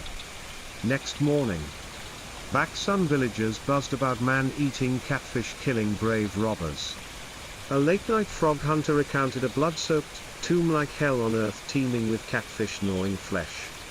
These men, notorious thieves, targeted noble graves or lightning-struck corpses for their hands. Used in worship. Villagers marveled, heaven's justice, evil met its end. Hearing Chan's retelling, Lu Ti sighed, her heart heavy, finding no relief. She called out to the ancestor and Honam repeatedly, but neither answered. Resigned, she focused on her studies. For days, she rarely left her room, immersing herself in books and talisman drawing, vowing to mature swiftly and save more from the first wife's grasp. A few days later, after breakfast, the first wife summoned her to the slaughterhouse. Though she'd been there twice, Lu Ti still dreaded it. The screams and resentments grew clearer. Suddenly, she saw the boy who'd once guided her soul. Spotting her, he glared with hatred. I thought you were different. But you're aiding that wicked hag. Had I known, I'd have killed you that night. His words stung. But she couldn't retort she was abetting evil. When would she break free from the first wife's control? Sighing, she entered the slaughterhouse without replying. The first wife tossed raw meat into a vat near the door. Without turning, she said, "Lut's here." "Yes, Mother. It's me." After feeding the curse, the first wife faced her, sneering, "The soil you fetched, I tested it. Subpar. The whole family rewards and punishes. You failed. You'll pay. Bitch." Reinstated and seething with hatred, barked, "Didn't you hear her? Kneel and confess."